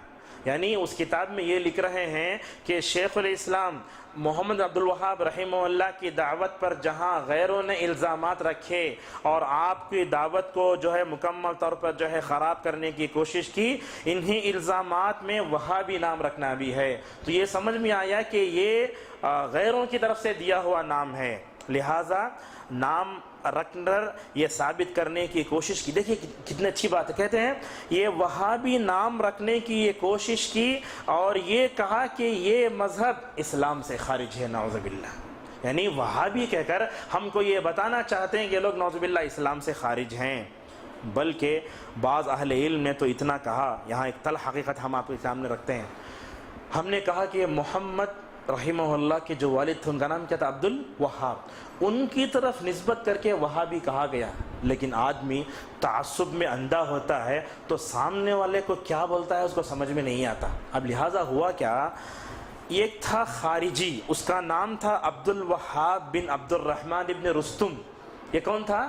خارجی تھا, عباضی فرقے کا تھا. لوگوں نے کیا کیا, محمد بن عبد الوہاب رحمہ اللہ کی شخصیت کو اس خارجی فرقے سے جوڑنے کی کوشش کی, نعوذ باللہ. یہ کتنا بڑا الزام, یہ تو ایسی جو ہے تحریف ہے کبھی دنیا اس کو معاف نہیں کرے گی. جو شخص دعوت توحید لے کر اٹھا تھا, وہاب عبد الوہاب ان کے جو یہ تھے, ان کی طرف نسبت کرنے کے بجائے خوارج میں سے عبد الوہاب کی طرف پائے جانے اور نام سے پائے جانے والے ایک آدمی کی طرف منسوب کر کے تم وہابی کہتے ہو. حالانکہ دونوں میں منہج کا بڑا فرق ہے, یہ سلفی ہیں وہ خارجی ہیں فلاں فلاں. اور یہ بھی سمجھ میں آتا ہے, دوسری بات یہ بھی لکھی ہے, دونوں کے درمیان بڑا فرق ہے. عبد الوہاب کا زمانہ بہت پرانا زمانہ اور محمد عبد الوہاب رحمہ اللہ کا تقریباً آج سے 200 سال پہلے کی بات, تقریباً 1000 سال یا 900 سال کا فاصلہ آتا ہے. اگر آپ زمانے میں دیکھیں گے تو لوگ یہ سمجھنے لگے یہ خارجی فرقہ ہے, نعوذ باللہ. اور آج ان دونوں میں فرق نہ کرنے کی وجہ سے دنیا وہابیت کا نام آتے ہی یہ سمجھتی ہے کہ خارجی ہیں. ان لوگوں کو یہ معلوم نہیں کہ محمد بن عبد الوہاب یعنی شیخ محمد کے والد کی طرف نسبت کر کے کہا جا رہا ہے. بہرحال یہ تو ہم سمجھتے ہیں کہ غیروں کی طرف سے دیا ہوا یہ لقب ہے, اس کا استعمال صحیح نہیں ہے. بلکہ بعض انگریزوں نے اپنی کتاب میں یہ بھی لکھا کہ یہ تحریک وہابیت نہیں بلکہ یہ تحریک محمدی ہے. یعنی کبھی تو ان کے باپ کی طرف منسوب کیا گیا, کبھی ان کی طرف منسوب کر کے کہہ دیا گیا کہ تحریک محمدی ہے. تو لہٰذا یہ بات کہنا یہ خود ہمیں صحیح نہیں سمجھتے. کیوں؟ پہلی وجہ تو یہ کیوں نہیں کہنا چاہیے, اس لیے کہ رسول اللہ صلی اللہ علیہ وسلم, صحابہ کرام اور تابعین کے زمانے میں ایسی کوئی چیز نہیں تھی. کوئی مجدد ہوتا تو اس کی طرف منسوب نہیں کرتے, بلکہ حضرت سلمان فارسی رضی اللہ عنہ کہتے تھے الا سلمان ابن اسلام, میں اسلام کا بیٹا سلمان. یعنی اسلام کی طرف منسوب کرنے میں وہ فخر محسوس کرتے تھے. اور اسی طریقے سے وہابی کہتے ہیں تو دشمن کو خوش ہونے کا موقع دے رہے ہیں آپ. دشمنوں کی طرف سے اگر کوئی لفظ دیا گیا گویا آپ اس کا استعمال کر کیا کر رہے ہیں, دشمنوں کو خوش ہونے کا موقع دے رہے ہیں. اور اسی طریقے سے اس میں جاہلیت ہے. دیکھیے عرب کے جو بادشاہ ہوتے تھے ان کا علم بھی کیسے ہوتا تھا. ملک فہد رحمہ اللہ کو آپ جانتے ہوں گے, ملک سلمان سے پہلے ملک عبداللہ اور ملک عبداللہ سے پہلے ملک فہد رحمہ اللہ تھے. انہوں نے ایک مرتبہ ایک تقریر کی تو ان کے سامنے وہابیت کا تذکرہ کیا گیا تو انہوں نے کہا لیس ہناک اسم وہابی فی ھذا البلاد، کہا کہ اس سرزمین میں وہابی نام کی کوئی چیز تھی ہی نہیں، اور کہا وَإِنَّنَا لَا نَسْتَعِينُ بِهِ أَبَدًا، اور ہم جو ہے اپنے آپ کو وہابی کہنا پسند بھی نہیں کرتے، بلکہ آپ دیکھیں گے عرب کو وہ کیا کہتے ہیں، خادم الحرمین الشریفین، وہ شریف حرمین شریفین کے خادم ہیں، حالانکہ اتنا بڑا ان کے پاس اعزاز ہے۔ اور بعض اہل علم نے یہ کہا کہ یہ وہابی کی جو اصطلاح ہے یہ نصارہ نے اور یہودیوں نے دی ہے، لہٰذا آپ نیٹ میں دیکھیے الوہابیہ تحریک محمد عبد الوہاب رحمہ اللہ کی تاریخ کو اگر آپ سلفی ویب سائٹ سے ہٹ کر غیر سلفی ویب سائٹ میں آپ دیکھیں گے تو آپ کو یہ اس میں لکھا رہے گا کہ وہابی سے مراد شیخ الاسلام محمد بن عبد الوہاب رحمہ اللہ کی اتباع کرنے والے۔ لفظ دیکھیے کیسا ہے، شیخ محمد کی اتباع ہم کہاں کرتے ہیں، ہم تو محمد رسول اللہ صلی اللہ علیہ وسلم کی اتباع کرتے ہیں۔ الفاظ میں کھیل اور ہیرا پھیری ہے، یعنی شیخ محمد رحمہ اللہ کی اتباع کرنے والوں کو وہابی کہا جاتا ہے، اور یہ خوارج کا فرقہ ہے اور یہ دائرہ اسلام سے نعوذ باللہ خارج ہے، ایسے الفاظ اس میں لکھے ہوئے ہیں۔ تو یہ وہابی کا پس منظر تھا، سمجھ میں آیا کہ یہ غیروں کی طرف سے دیا ہوا ہے، لہٰذا اس کا استعمال کرنا نہ کرنا ہی بہتر ہے، اس لیے کہ جو لفظ غیر استعمال کرتے ہیں اور ہم کو نعوذ باللہ اباضی اور جو ہے خوارج سے جوڑا جا رہا ہے، گویا ہم اگر وہ استعمال کریں گے تو دنیا کے لوگوں کی نظروں میں ہم مشکوک بھی ہو سکتے ہیں۔ اب آئیے شیخ محمد کی دعوت کے وقت عرب کا ماحول کیسے تھا اس پر گفتگو کرتے ہیں۔ سب سے پہلی بات اس میں یہ ہے کہ اللہ تبارک و تعالی دنیا میں نبیوں کو کب بھیجتا ہے، بتا سکتے ہیں؟ نہیں، اچھے الفاظ میں اور ایسے انداز میں بولیے کہ بات سمجھ میں آ سکے۔ نبیوں کی بعثت کب ہوتی ہے، اللہ تبارک و تعالی نبیوں کب بھیجتا ہے؟ جب امت میں بگاڑ آتا ہے، جب اللہ تعالیٰ اس سے پہلے جو نبی بھیجا تھا اللہ تعالیٰ اس کی تعلیمات کو جو ہے فراموش کرنے لگتے ہیں اور امت میں بگاڑ عام ہو جاتا ہے، تب جو ہے اللہ تعالیٰ نبیوں کو مبعوث کرتا ہے۔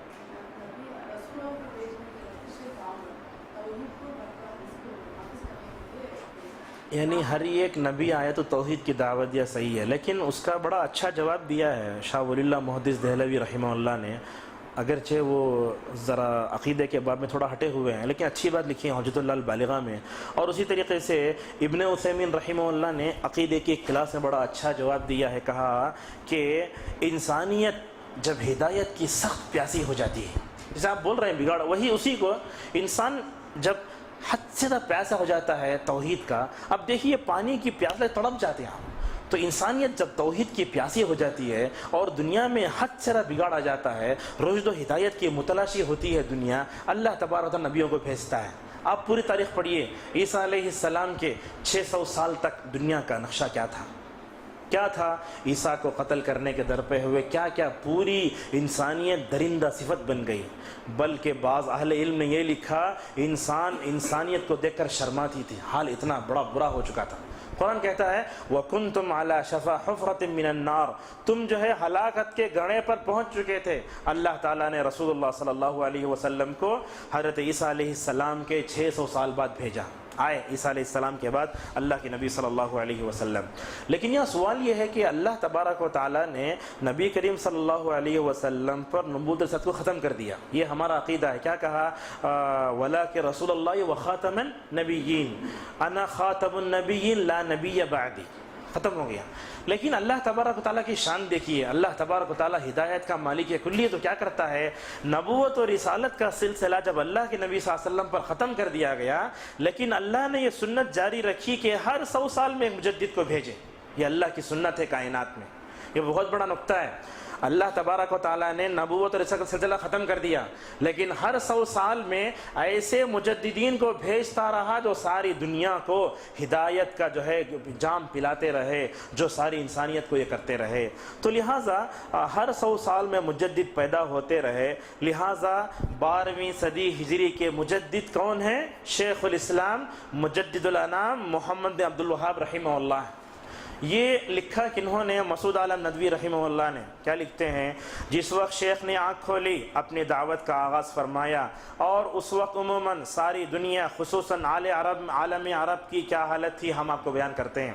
شیخ محمد رحمہ اللہ جب پیدا ہوئے اور بالغ ہو کر جو ہے دعوت توحید کو عام کرنے جا رہے تھے، اس وقت ساری دنیا کی حالت کیا تھی؟ ایک تصویر کا یہ رخ ہے، اور ایک رخ یہ ہے کہ عرب کا کیا حال تھا. دونوں آپ جانیں تب آپ سمجھ سکیں گے کہ ماحول کو انہوں نے کیسے سمجھا اور دعوت کا کام کیسے کیا. لکھتے ہیں، یہ دیکھیے کتاب شیخ محمد عبدالوہاب رحمہ اللہ کا سلفی عقیدہ اور دنیا اسلام پر اس کا اثر. یہ کتاب عربی میں ہے. یہ اس کے جو مؤلف ہیں، جو جامعہ اسلامیہ کے وائس چانسلر ہم جب پڑھتے تھے، وہ صالح بن عبداللہ العبود کتاب لکھنے والے اور ترجمہ کرنے والے سفین مبارک پوری رحمہ اللہ ہیں. یہ کتاب انہوں نے لکھی تو اس کتاب میں انہوں نے پورا نقشہ کھینچا. اور اصل میں دیکھیے یہ PhD کا رسالہ ہے، یعنی ان کی شخصیت ایسی ہے ان پر PhD کی جا سکتی ہے. تو اس کتاب میں انہوں نے لکھا ہے کہ ساری دنیا کی حالت کیا تھی جب محمد عبدالوہاب رحمہ اللہ عرب میں پیدا ہوئے. سب سے پہلے ذکر کیا ہندوستان کا. ہندوستان میں اس وقت مغل حکومت تھی. جب محمد علیہ الرحمہ پیدا ہوئے وہاں تھا. کیا ہوا؟ یہاں صوفیوں کو عام کرنے اور ان کے غلط افکار و نظریات کو ہندوستان میں پھیلانے کے لیے سیاسی پلیٹ فارم یوز کیا گیا. تو لہٰذا اکبر نے صوفیت کو پھیلایا. تو اس وقت ایک عالم تھے، ان کو کہا جاتا ہے مجدد الف ثانی. ان کا اصل نام ہے شیخ احمد سرہندی. اٹھے اور اس کے گریبان پکڑ کر اس کا مکمل طور پر احتساب کیا. یہ دین الہی کیا ہے، راجپوت کی لڑکیوں سے شادی کرنے کا شرعی مسئلہ کیا ہے، اور پتہ نہیں اس نے کیا کیا کیا صوفیت کے نام پر. تو صوفیت اس وقت ہندوستان میں پل بڑھ رہی تھی، اور آپ جانتے ہیں مغل دور میں صوفیت جتنا پلی بڑھی اس کے بعد اتنا نہیں بڑھ سکی. سیاسی پلیٹ فارم سے اتنا اس کو پھیلایا گیا. تو لہٰذا ہندوستان میں کیا تھا؟ حکومت تھی مغلیہ سلطنت کی. اس کے بارے میں ایک بات یہ ہے، یہاں ان سلاطین میں کچھ اچھے بھی تھے جو قرآن لکھ کر اپنی زندگی کرتے تھے. اور آپ کو یہ بھی جاننا چاہیے مغلیہ سلطنت کے بادشاہوں میں ایک نام آتا ہے محمد تغلق کا. یہ ایسی تاریخ ہے جو ہر مسلمان یاد رکھے ہندوستان کی. محمد تغلق نامی ایک بادشاہ تھا. ان کے زمانے میں عرب سے ابن تیمیہ ابن القیم کچھ شاگرد ہندوستان آئے. ابن تیمیہ کے اور ابن القیم کے کچھ شاگرد ہندوستان آئے. محمد تغلق نے ابن تیمیہ ابن القیم کے دونوں شاگردوں کو اپنے دربار میں بلایا، عزت کی، اور دلی کے علاوہ جہاں جہاں مسلمان ہو سکتے تھے مساجد میں ان کے دروس رکھے. تو مغلیہ سلطنت کو ہم اس طریقے سے اٹھا کر پھینک دیں غلط ہے، بلکہ آپ تاریخ کو انصاف کی نگاہ سے دیکھیے. ان میں کچھ اچھے بھی تھے. اورنگزیب تھے، اگرچہ صوفی قسم کے تھے لیکن قرآن لکھ کر اپنی زندگی کرتے تھے، ٹوپی سی کر اپنی زندگی کرتے تھے. ایسے زہد و ورع تھا ان کے اندر. اور اسی طریقے سے شیر شاہ سوری کے بارے میں آج جانتے ہیں، خدمت خلق کا کتنا اچھا جذبہ. پوری ہندوستان میں سڑکوں کا جال بچھایا شیر شاہ سوری نے. یہ سب حقیقتیں ہیں. تو ہم یہ بتانا چاہتے ہیں ایک طرف تو کچھ اچھے لوگ بھی تھے اس میں، اور دوسرے اکبر کے جیسے کچھ بادشاہ بھی تھے جس کی وجہ سے بہت جو ہے ہندوستان میں مسلمان بدنام ہوا. ابوالکلام رحمہ اللہ ایک جگہ فرماتے ہیں کہ اگر مغلیہ سلطنت اچھی طریقے سے اگر چلتی تو آج ہندوستان کا نقشہ وہ نہیں تھا جو آج ہم دیکھ رہے ہیں. اگر وہ حقیقت میں توحید کو پاتے اور جو ہے رواداری اور الولا والبرا کو صحیح سمجھتے اور توحید اور جو ہے برادران وطن کے سامنے اسلام پیش کرتے تو توحید آج جو ہے ہندوستان کا نقشہ وہ نہیں تھا جو آج بن چکا ہے. 100,000 سال تک ہم نے اس سرزمین پر حکومت کی، لیکن مقبروں کے علاوہ عیاشی کے علاوہ ہم نے کیا دیا ہندوستان کو؟ نعوذ باللہ کچھ نہیں دے سکے. تو لہٰذا ضرورت تھی اس وقت ایسے لوگوں کی جو توحید پرست ہوتے، جو ہے برادران وطن کو سمجھتے کہ کہاں تک غیر مسلموں سے تعلقات پیدا کرنا ہے، کس حد تک ان ساتھ رہنا ہے. رواداری کے نام پر ایسے آگے بڑھ گئے، انہوں نے اپنی اسلامی تہذیب کی شناخت مٹا ڈالی اور پورے ان کی تہذیب کے رنگ میں رنگ گئے. تو بہرحال جس وقت ہندوستان میں مغل دور کا جو ہے اکبر کا دورہ تھا، اس وقت جو ہے دین الہی کا فتنہ یہاں پیدا ہوا. تو شیخ احمد سرہندی رحمہ اللہ نے جو ہے مکمل طور پر اس کو روکنے کی کوشش کی. مغرب موراکو جہاں تھا وہاں بھی صوفیوں کی حکومت. افریقہ بدعتیوں اور صوفیوں سے بھرا ہوا تھا.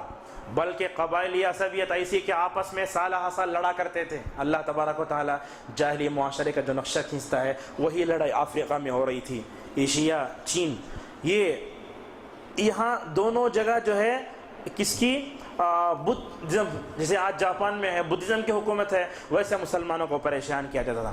انڈونیشیا، مسلمانوں کی کثیر آبادی والا ملک، وہاں کا حال کیا تھا؟ تصوف غالب تھا، ہندوؤں کی اور چینیوں کی قوم خرافتی جاہلیت میں ہو رہی تھی۔ بہرحال آپ دیکھیں گے سارے عالم اسلام کا اگر آپ جائزہ لیں گے، ہر جگہ توحید مغلوب، شرک غالب، اگر مختصر بیان کرنا چاہے۔ یہ تو ساری دنیا کا نقشہ تھا۔ یہ عالم عرب کا حال کیا تھا؟ دیکھیے عالم عرب کا حال کیا تھا۔ رسول اللہ صلی اللہ علیہ وسلم کے انتقال کے بعد 12 صدیاں گزر گئیں تو عرب کا حال ویسے ہی ہوگا جیسے جاہلی معاشرے کا ہو گیا تھا۔ کیا ہو گیا تھا؟ سلطنت عثمانیہ جو احناف کی تھی، ترکی کے تھے یہ لوگ، انہوں نے حرمین کو بدعتیوں کا مرکز بنا دیا، اور انہی کے دور میں رسول اللہ صلی اللہ علیہ وسلم کی خبر پر گنبد بنایا گیا ہے۔ جو گنبد بنایا گیا ہے وہ انہی کے دور کا ہے۔ اور اسی طریقے سے آپ دیکھیں گے مدینے کی پرانی تصویریں ہم نے دیکھی، بقیع اللہ کی قسم ایسا بن گیا تھا، مردوں کو دفن کرنا مشکل ہو گیا تھا۔ ہر قبر پر یہ گنبد، امام مالک کی قبر یہ، فاطمہ بنت قیس کی قبر یہ، فلاں فلاں، یہ پوری قبریں پختہ۔ لیکن آج دیکھیے الحمدللہ اسی شیخ محمد علیہ الرحمہ کی دعوتی اصلاح کا نتیجہ کیا ہوا؟ پورے بقیع میں ایک پکی خبر بھی نہیں ہے۔ الحمدللہ یہ تھا ان کا جو ہے دعوت توحید کا جو ہے یہ۔ تو شرک، جاہلیت، نقشہ کھینچتے ہیں، شرک تھا، جاہلیت، باپ دادا کی انگلی تقلید، قبر پرستی، بدعتوں کی بھرمار۔ ایک وقت ایسا آ گیا تھا، حضرت عمر بن خطاب رضی اللہ عنہ کے ایک بھائی تھے، ان کا نام تھا زید، ان کی خبر کو لوگ پوچھنے لگے تھے۔ حالانکہ رسول اللہ صلی اللہ علیہ وسلم نے عرب کے بارے میں فرمایا تھا کہ عرب میں جو ہے کبھی شرک نہیں آئے گا، لیکن حال ایسے ہو گیا کہ عرب میں شرک آ گیا۔ تو یہاں دیکھیے زید بن خطاب کی قبر کی پوجا ہو رہی ہے، کھجور کی درخت کو متبرک مان رہے ہیں، میمونہ کی قبر کے پاس حرکتیں ہو رہی ہیں، ختیجہ کی قبر کے پاس، طائف میں ابن عباس کی قبر کے پاس لوگ جا کر اپنا ماتھا ٹیک رہے تھے، یہ حمزہ کی قبر، یہ وحشی کی قبر، نعوذ باللہ ایسے تھا۔ آپ دیکھیں گے احد پہاڑ جہاں ہے وہاں شہدائے احد کو دفن کیا گیا، وہاں بھی بڑے بڑے گنبد بنا دیے تھے، لیکن الحمدللہ انہوں نے لے کر عرب کو ایسے پاک کیا جیسے محمد رسول اللہ صلی اللہ علیہ وسلم نے پاک کیا۔ اب یہ تو عرب کی صورتحال، عرب سے ہٹ کر یمن کی طرف آئی ہے۔ یمن کی کیا صورتحال تھی؟ یمن کی صورتحال خراب، عراق میں شیعہ کی گستاخیاں، رافضیوں کا غلبہ آج بھی ہے وہاں۔ اور اسی طریقے سے مسعود عالم ندوی رحمہ اللہ تو اپنا نقشہ کھینچتے ہوئے فرماتے ہیں، یوں تو ساری دنیا کا فکر زوال 8ویں صدی کے اختتام پر اپنے حد کو پہنچ چکا تھا، اجتہاد و نظر کے دروازے بند ہو چکے تھے، عملی حالت اس سے زیادہ خراب ہو گئی تھی۔ غیر مسلم، دیکھیے غیر مسلم عہد صحابہ کے حالات سے اس دور کے مسلمانوں کا موازنہ کرنے لگے۔ یعنی محمد عبد الوہاب رحمہ اللہ جب پیدا ہوئے تو اس وقت دنیا کا حال کیا تھا، یہ غیر مسلم نقشہ کھینچتا ہے، ہم آپ کو پڑھ کے سناتے ہیں۔ ایک امریکی ہے، وہ کہتا ہے کہ تصوف کے طفلانہ توہمات کی کثرت نے خالص اسلامی توحید کو ڈھک لیا تھا۔ یعنی ساری دنیا میں تصوف اور صوفی لوگ اتنے پھیل گئے تھے کہ جو توحید تھی خالص وہ چھپ چکی تھی، اس کا چہرہ چھپ چکا تھا، اور کہا مسجدیں ویران اور سنسان پڑی تھی۔ یہ کب کا؟ ان کے پہلے کا زمانہ۔ اور آج بھی ہم دیکھتے ہیں ہندوستان میں، ادھر بیجاپور لے لیجئے، ادھر تمل ناڈو میں آرکٹ کا علاقہ لے لیجئے، 350-400 مسجدیں بنائیں یہاں کے نوابوں نے، مغلیہ سلطنت نے۔ آج کیا ہو رہا ہے؟ گوبر لگایا جا رہا ہے، وہاں شوٹنگ ہو رہی ہے، وہاں مساجدوں کی جو ہے توہین ہو رہی ہے۔ یہ ہمارے مسلمانوں کا یہ رویہ آج ہم دیکھتے ہیں۔ شیخ محمد رحمہ اللہ کی جو ہے دعوت توحید سے پہلے عرب کا وہ حال تھا، مسجدیں ویران اور سنسان، جاہل عوام بھاگتے، تعویذ گنڈوں میں پھنس کر گندے فقیروں اور دیوانوں کے درویشوں اعتقاد رکھتے تھے۔ یعنی کاہنوں کے پاس جانا، نجومیوں کا عقیدہ رکھنا تھا، بلکہ قرآن کو پسے پش ڈال دیا گیا۔ مقامات مقدسہ بدعمالیوں کا مرکز بن گئے۔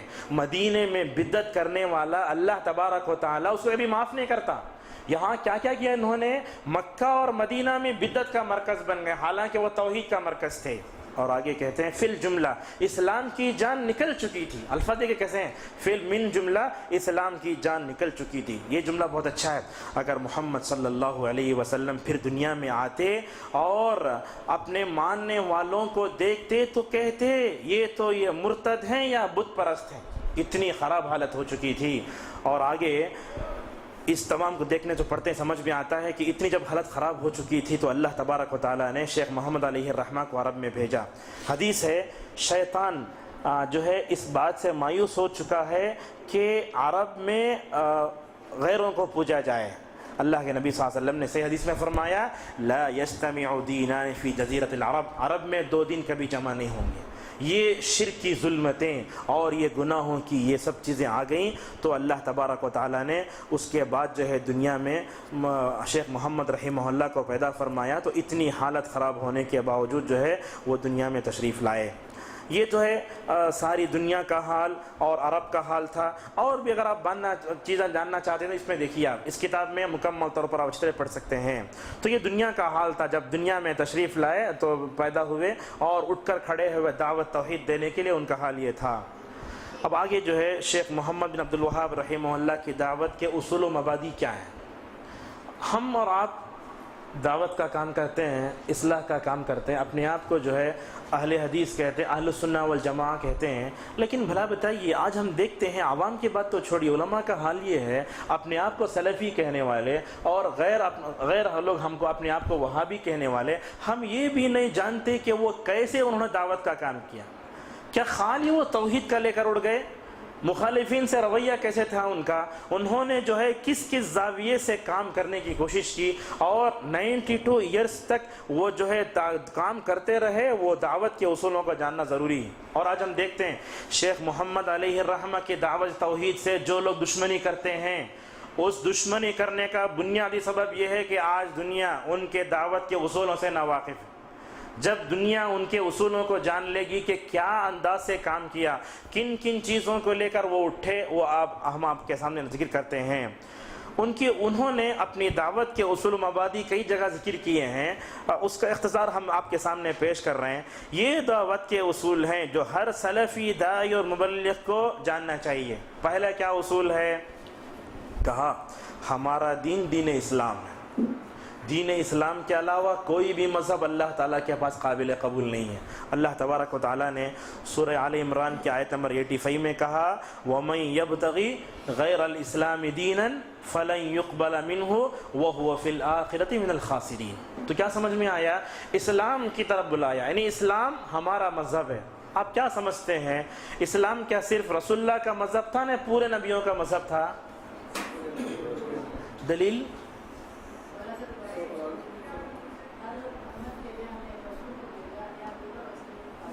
اسلام کا مطلب اپنے آپ کو اللہ کے حوالے کر دینا ہے, اطاعت کرنا ہے.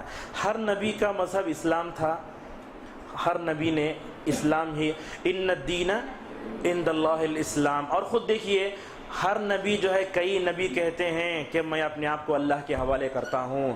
اذ قال له ربه اسلم قال اسلمت لرب العالمین. کہا ما كان ابراہیم یہودیا ولا نصرانیا ولكن كان حنیفا مسلما. بولتے نا اسلمت مع سلیمان للہ رب العالمین. تو یہ سمجھ میں آیا کہ جو پورے نبیوں کا جو مذہب اسلام تھا, جو محمد رسول اللہ صلی اللہ علیہ وسلم کا دین تھا, اسی دین اسلام کی تبلیغ کو لے کر اٹھے تھے کون؟ شیخ محمد رحمہ اللہ. یہ ان کی دعوت کا پہلا اصول ہے. دوسرا اصول بیان کرتے ہوئے کہتے ہیں ہم لوگوں کو دعوت توحید کی طرف دعوت دیتے ہیں. آج ہم دیکھتے ہیں دعات کو, کوئی آدمی اپنی ایک خاص فکر بنا لیا ہے. مثلا ہم نام لیں گے وحید الدین خان کا, ان کی ایک اپنی سوچ ہے, ان کی اپنی کتابیں, ان کی اپنی جو ہے ایک ٹیم ہے. بس سمجھتے ہیں کہ دعوت کا کام دنیا میں ہم ہی کرتے ہیں, حالانکہ غلط ہے. یہ کبھی اپنی کتاب میں کہتے ہیں میں عیسیٰ ہوں, کبھی کتاب میں کہتے ہیں میں مہدی ہوں, کبھی کہتے ہیں کہ دعوت کا کام جس طریقے سے میں کر رہا ہوں دنیا میں کوئی نہیں کرے گا. بلکہ ہم کھلم کھلا یہ کہہ سکتے ہیں کہ یہ شخص اسرائیل کا ایجنٹ ہے. اچھی طرح یہ کہہ سکتے ہیں یہ اسرائیل کا ایجنٹ ہے. ان کے منہج میں, ان کی کتابوں میں غیر اسلامی, بس ان کے پاس کیا قلم ہے, باطل کو حق بنا کر پیش کرنے کا طریقہ اس شخص نے جان لیا ہے. ان کی تحریروں میں ایسی نشہ ہے کہ آج امت کا طبقہ اس کو پڑھ کر نعوذ باللہ گمراہ ہو رہا ہے۔ ہم آپ کے سامنے یہ کہنا چاہیں گے کوئی بھی داعی اپنے ذات کی طرف نہ بلائے، بلکہ ہر داعی کیا کرے؟ اللہ تبارک و تعالیٰ کی طرف بلائے۔ وَمَنْ أَحْسَنُ قَوْلًا مِمَّنْ دَعَا إِلَى اللَّهِ۔ اور یہی سورہ آل عمران میں کہا جتنے انبیاء کو دنیا میں بھیجا گیا کوئی نبی اپنے قوم سے یہ نہیں کہا کہ کونوا عباد لی، تم میرے بندے بن جاؤ، نہیں۔ بتا سکتے ہیں انبیاء کی تاریخ اتنے لاکھوں انبیاء آئے، کیا کسی نبی نے یہ کہا کہ تم میرے بندے بن جاؤ؟ کہا وَلَٰكِن كُونُوا رَبَّانِيِّينَ، تم اللہ کے بندے بن جاؤ۔ تو معلوم یہ ہوا کہ جیسے ہر نبی نے اپنی قوم کو توحید کی طرف دعوت دی، اسی طرف جو ہے یہ کیا کہتے ہیں لوگوں کو ہم توحید کی طرف دعوت دیتے ہیں۔ اس کی کیا دلیل ہے؟ سورہ یوسف کی آیت نمبر 108 میں اللہ نے فرمایا قُلْ هَٰذِهِ سَبِيلِي، یہ میرا راستہ ہے، ادعو الی اللہ، میں اللہ کی طرف بلا علی بصیرۃ انا ومن اتبعنی۔ تو سمجھ میں آیا کہ دعوت توحید یہ نبیوں کا دعوت کا مرکزی نقطہ رہا ہے۔ اور سورہ جن کی آیت نمبر 18 میں اللہ نے فرمایا وَأَنَّ الْمَسَاجِدَ لِلَّهِ، مسجد توحید کا مرکز ہے، لہٰذا مسجدوں سے یہ ہونا چاہیے۔ تیسرا اصول کہا کہ لوگوں کو ہم شرک سے رک جانے کی تعلیم دیتے ہیں۔ آپ دیکھیے نبیوں کی تاریخ کو پڑھ کر ہر نبی نے جہاں اپنے جو ہے توحید کی طرف دعوت دی وہیں شرک سے روکا بھی۔ آج ہم دیکھتے ہیں امت کے ایک طبقے کو توحید کی طرف نہ دعوت دیتے ہیں نہ شرک سے روکتے ہیں۔ بھلا بتائیے عبادتیں سر سے اوپر جائیں گی؟ نہیں جائیں گی۔ نہ تو سجدوں میں وہ لذت ملے گی اور نہ عبادتوں کا صحیح مزہ آئے گا۔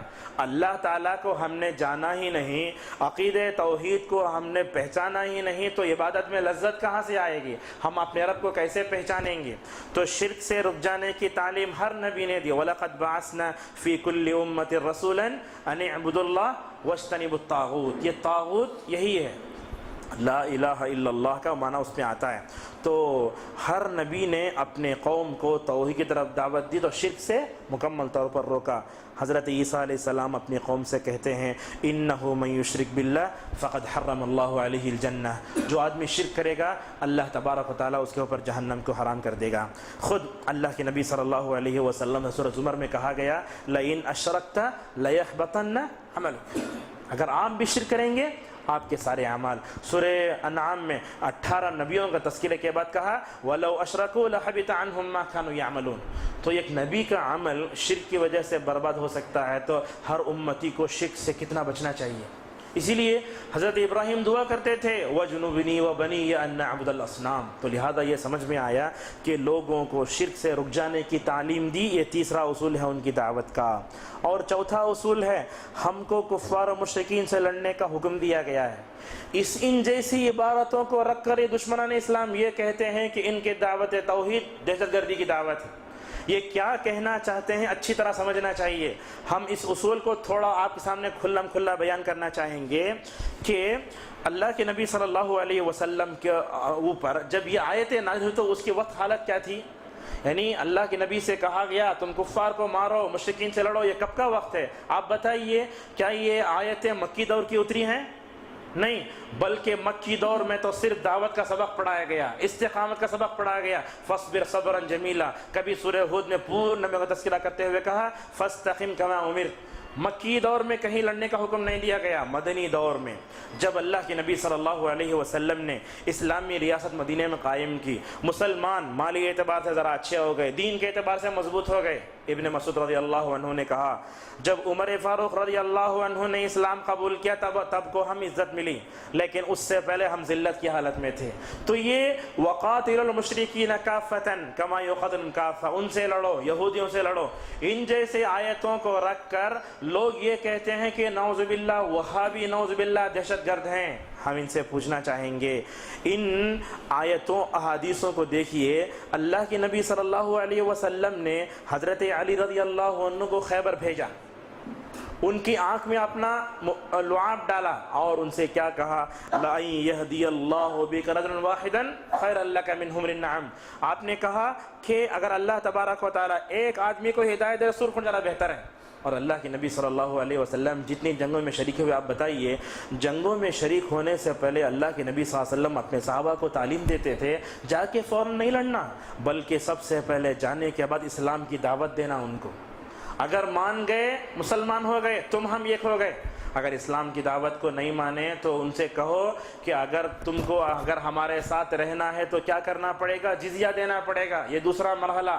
تیسرے میں کہا اسلام بھی نہیں لائے اور تم جزیہ دینے پر تیار بھی نہیں ہوئے، ٹیکس بھی نہیں دے سکے، تمہارے یہاں اور ہمارے مقابلہ ہوگا۔ یہ ہوتا تھا یعنی جنگ میں جاتے وقت بھی اللہ کے نبی صلی اللہ علیہ وسلم دعوت کو بتاتے تھے۔ ہم دنیا سے یہ پوچھنا چاہتے ہیں، آپ کو یہ آیتیں صرف نظر آتی ہیں، وہ دعوت کی آیتیں کیوں نظر نہیں آتی؟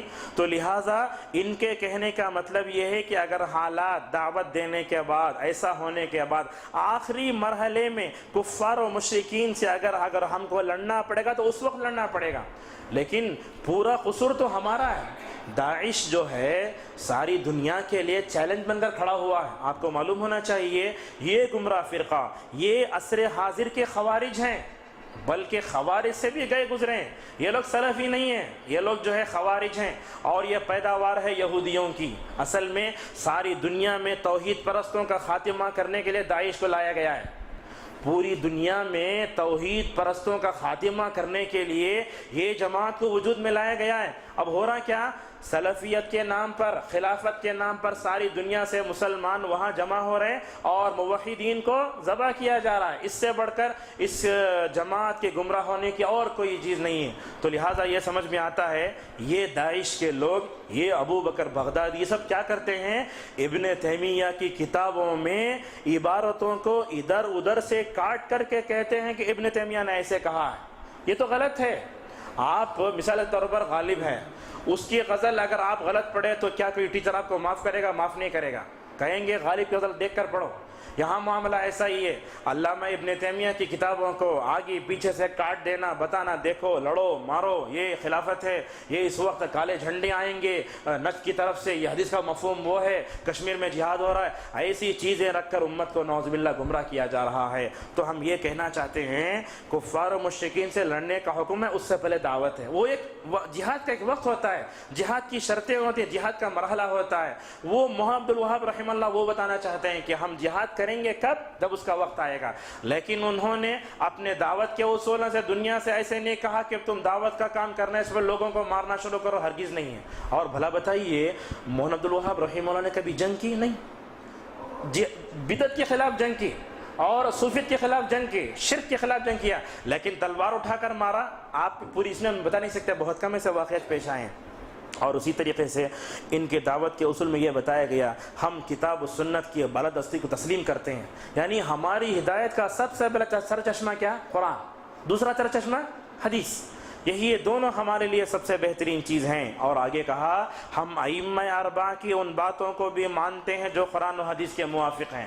اہل حدیثوں کو بار بار تانا دیا جاتا ہے یہ ائمہ اربعہ کو نہیں مانتے، اولیاء کو نہیں مانتے، کرامتوں کے قائل نہیں ہیں، یہ لوگ اللہ کے دشمن، رسول اللہ کے دشمن، پتہ نہیں کیا کیا بولتے ہیں، اور کہتے ہیں کہ ہمارے دل محبت رسول سے خالی ہیں، صحابہ کے محبت سے خالی ہے، نعوذ باللہ۔ یہ سب باتیں کب آتی ہیں؟ یہ باتیں اس وقت آتی ہیں جب ان کی دعوت کے اصولوں سے آج دنیا ناواقف ہے۔ کیا کہتے ہیں؟ دیکھیے ہم کتاب و سنت کی بالادستی کو تسلیم کرتے ہیں اور ائمہ اربعہ کی ان باتوں کو مانتے ہیں۔ دیکھیے باریکی کتنی ہے، ائمہ اربعہ کی ان باتوں کو مانتے ہیں جو قرآن و حدیث کے موافق ہیں۔ نام لیا ہے، ابو حنیفہ کو ہم مانتے ہیں، امام شافعی کو ہم، امام مالک، احمد بن حنبل، یہ ائمہ اربعہ ہیں۔ تو ان کو مانتے ہیں کب؟ جب ان کی بات قرآن و حدیث کے موافق ہو، اور کہا جب ان کی بات قرآن و حدیث کے مخالف ہوگی ہم اس کو دیوار پر مار دیں گے۔ یہ پانچویں بات ہی جو ہے مخلدین کے جو ہے نگاہوں میں کھٹکتی ہے۔ تو لہذا یہ سمجھ میں آیا کہ امام احمد رحمہ اللہ نے جو عقیدہ، جو فقہ دنیا کو دیا وہ دوسرے امام نہیں دے سکے، اتنی بڑی خدمات ہیں ان کی۔ اور انہی کے اصولوں میں سے ایک اصول یہ بھی ہے ہم شریعت کے خلاف کسی چیز کو برداشت نہیں کرتے، نہیں برداشت کر سکتے۔ شریعت کے خلاف کوئی بھی چیز ہو جائے ہم اس کو برداشت نہیں کر سکتے۔ یہ کب کہہ رہے ہیں؟ یہ اس وقت کی بات ہے جب کہ عرب کا ماحول ایسا ہے۔ اور کہا بلکہ ہم ایسا بھی نہیں کرتے کہ عقل اس کا انکار کر دے، یعنی ہم جو چیزیں پیش کرتے ہیں پوری کس کے موافق ہوتی ہیں؟ فطرت کے موافق، قرآن و حدیث کے موافق، لیکن عقل جو بات پیش کرے ہم اس کو مکمل طور پر نہیں مانتے۔ ہم کیا ہوتا ہے آپ دیکھیں گے منہج سلف سے ہٹ کر دنیا میں جتنے گمراہ فرقے ہیں، چاہے معتزلہ کی بات کریں، چاہے جہمیہ کی بات کریں، جتنے گمراہ فرقے ہیں یہ کیوں پیدا ہوئے ہیں؟ عقل کا غلط استعمال کرنے سے. یہ جملہ ہم نے اس سے پہلے ورکشاپ میں کئی کہا، عقل کو شریعت کے تابع کرنا ہے، شریعت کو عقل کے تابع نہیں کر سکتے. حضرت علی رضی اللہ عنہ نے فرمایا اگر جو ہے دین کا تعلق عقل سے ہو تو عقل یہ کہتی کہ موزے کے نیچے حصے میں کیا کیا جائے، مسا. حالانکہ اللہ کے نبی صلی اللہ علیہ وسلم کو میں نے اوپر مسا کرتے ہوئے دیکھا ہے.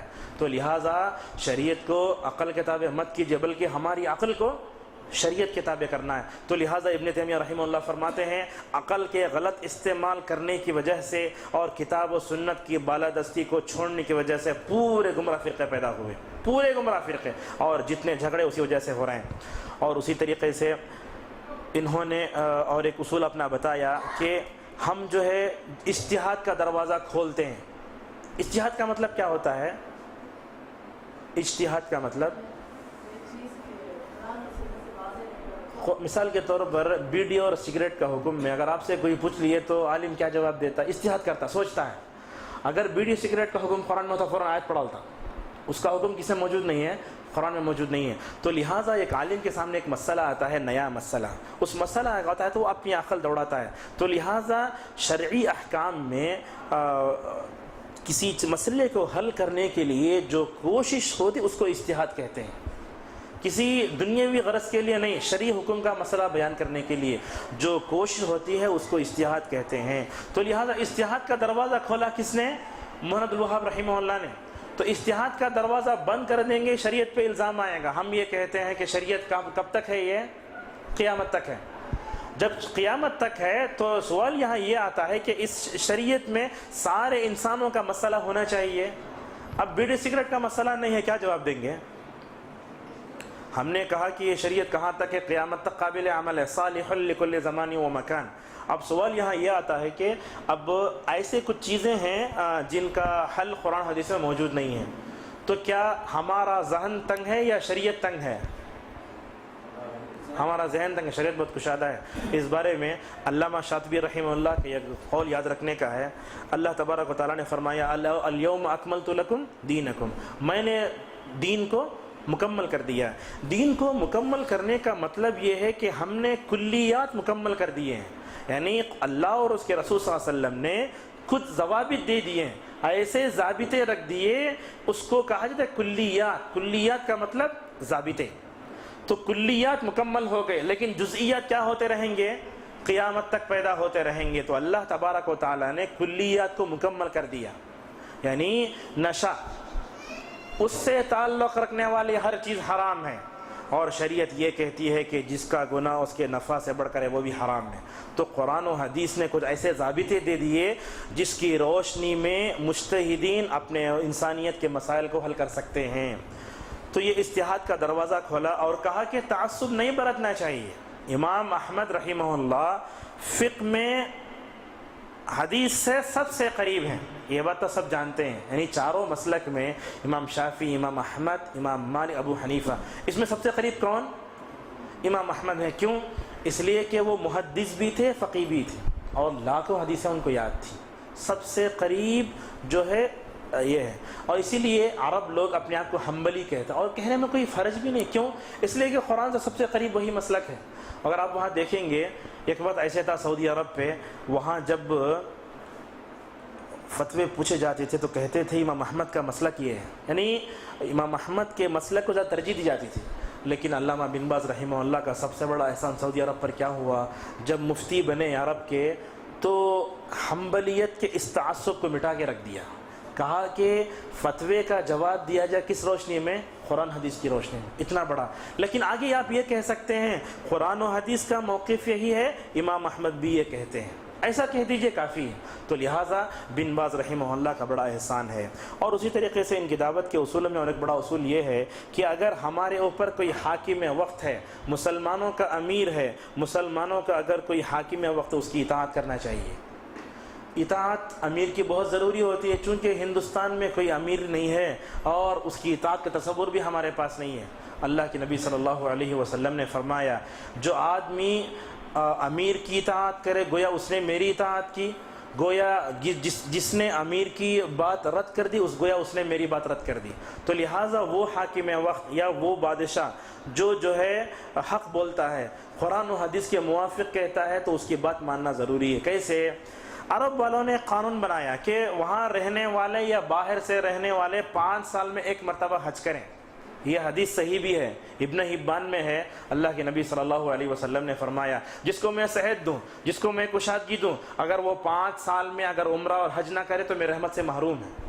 اللہ کے نبی صلی اللہ علیہ وسلم نے فرمایا. تو اسی حدیث کو دیکھ کر شاید ان لوگوں نے جو ہے کیا بنایا، قانون بنایا کہ کوئی آدمی جو ہے ہر سال حج نہ کرے. اب سوال یہاں یہ آتا ہے کہ یہاں سے لوگ جاتے نہیں ہیں لیکن وہاں کے لوگ ہر سال حج کو چلے جاتے ہیں. شیخ عبد المحسن عباس حفظہ اللہ سے سوال کیا گیا کہ سعودی حکومت کا قانون یہ ہے کہ 5 سال میں حج کرے تاکہ آسانیاں ہوں اور جو ہے وسعتیں ہوں، کشادگی ہوں. اب یہ ہر سال اگر کوئی آدمی حج کرے گا تو کیا ہوگا؟ اتنی باریکی تھی عرب علماء کے پاس. کہا تمہارا حج صحیح ہے لیکن حاکم وقت کی تم نے جو نافرمانی کی اس کا جواب اللہ کے پاس دینا پڑے گا. انہوں نے جو بات کہی، دیکھیے امیر کی اطاعت. تو یہ ہوتا ہے آج بھی ہم کہتے ہیں امیر حاکم وقت کی سمع و اطاعت کا مادہ عرب میں جتنا ہے پوری دنیا میں نہیں دیکھ سکتے، اور وہاں کے بادشاہوں میں علماء میں جو تعلق ہے ساری دنیا میں کہیں نہیں دیکھ سکتے آپ. اللہ کی قسم ہم کہتے ہیں وہاں کے بادشاہ اور علماء میں جو تعلق ہے ساری دنیا میں کبھی نہیں. حالانکہ علماء اور ذمہ دار یہ بھیڑی اور بکری کی طرح ہو جاتے ہیں جب اختلاف ہوتا ہے. لیکن آپ دیکھیں گے اللہ تبارک و تعالیٰ نے اس توحید کو پھیلانے والی، قرآن کو پھیلانے والی اس حکومت میں اتنی برکت دی ہے، دونوں کے توسط سے اور بہترین تعلق سے دنیا میں کیسے کام ہو رہا ہے. لہذا سمع و اطاعت کا مادہ بہت ضروری. اللہ کے نبی صلی اللہ علیہ وسلم نے فرمایا اگر تمہارے اوپر کوئی کالا نیگروس، وہ آدمی بھی جو ہے حاکم بنایا جائے، اس کا سر منقی کی طرح ہے، تب بھی اس کی نافرمانی نہ کرنا. اور آپ نے یہ فرمایا اگر تم 3 جاؤ تو 1 کو امیر بنا لو. اسلام میں امیر کی، حاکم وقت کی اتنی اہمیت ہے لیکن آج ہم اس سے محروم ہیں. تو یہ بہت اہم ہے. تو انہوں نے جو بادشاہ ہوتے ہیں، حکام ہوتے ہیں، صحیح مجال میں ان کی سمع و اطاعت کا مادہ کا جو ہے پیدا فرمایا. اور اس کے بعد آگے کہا کہ شیخ کی دعوت کا اور ایک اصول یہ ہے، وہ کہنے لگے کہ ہم جو ہے کسی کو بغیر سبب کے قتل نہیں کرتے. ایک انسان کا خون 3 سبب سے اسلامی حکومت میں حلال ہوتا ہے. کس کس سبب سے؟ اسلامی حکومت ہے تو ایک عام مسلمان کا خون حلال ہوتا ہے 3 اعتبار سے. ایک تو قصاص، دوسرا مرتد، تیسرا زانی جو بوڑھا ہو، یعنی شادی کر کے بھی وہ جو ہے یہ ہو چکا ہو، شادی شدہ زانی. ابن مسعود کی حدیث ہے لا يحل دم الا من 3 القصاص التارک لدینہ المفارق للجماعہ والثیب الزانی. کہا اس کے علاوہ ہم کسی کو قتل نہیں کرتے. لہٰذا آپ دیکھیں گے عرب میں قتل کی کتنی ممانعت ہے، قصاص کس انداز سے قتل کیے جاتے ہیں آپ سب دیکھتے ہیں. تو لہٰذا وہاں جو لوگ غیر مسلم ہوں ان کو قتل کرنے والا جنت میں نہیں جائے گا. فرمایا من قتل معاہدا لم یرح رائحۃ الجنہ، جو اسلامی حکومت میں ٹیکس دے کر رہتا ہے اس کی جان کی حفاظت کی اسلام نے ذمہ داری لی. اور کہا اگر تم اس عہد کیے ہوئے آدمی کو مارو گے جنت میں نہیں جاؤ گے. اسلام کی تعلیم اتنی بہترین ہے. اور اس اسلامی تعلیم کو تطبیقی اور عملی طور پر دیکھنا عرب حکومت کو دیکھیے. وہاں ایک یہودی کو مار دیا گیا تو اس کا انجام کیا ہوتا ہے اور کیسے کیسے جو ہے اس کے خلاف یہ ہوتا ہے. شیخ کی دعوت کے 3 مراحل ہم اپنے یہ کریں گے.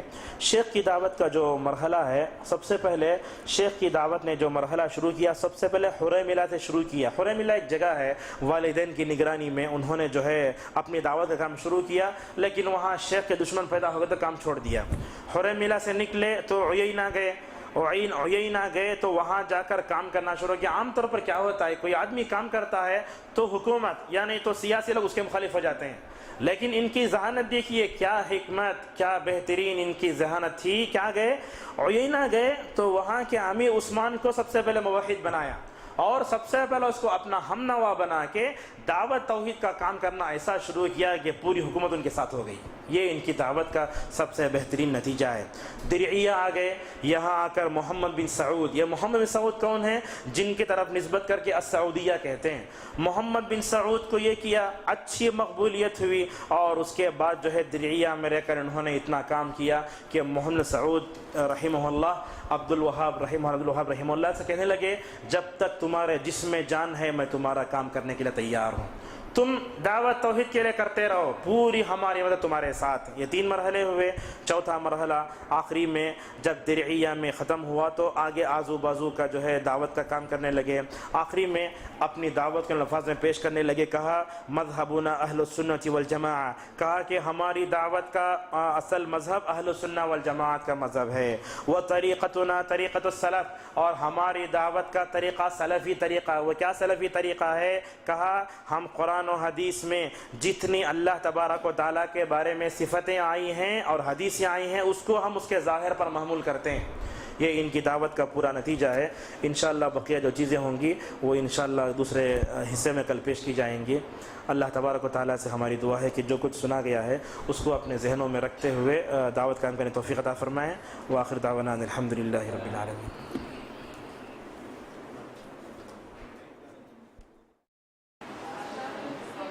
آپ کے پاس پروف کیا ہے؟ سعودی کی گورنمنٹ صحیح ہے کہ آپ کے پاس پروف کیا ہے؟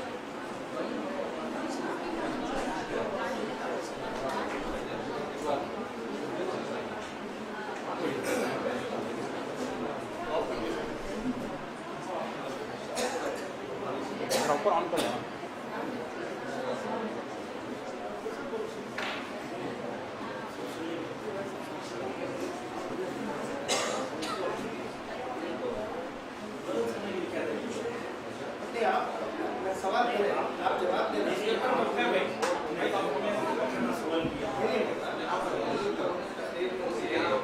سعودی گورنمنٹ کو توحید کے خلاف ہے، کیا آپ اسٹیٹمنٹ میرا سوال یہ ہے کہ آپ اسٹیٹمنٹ سے بولے ہیں، اسٹیٹمنٹ کی دلیل پیش کریے۔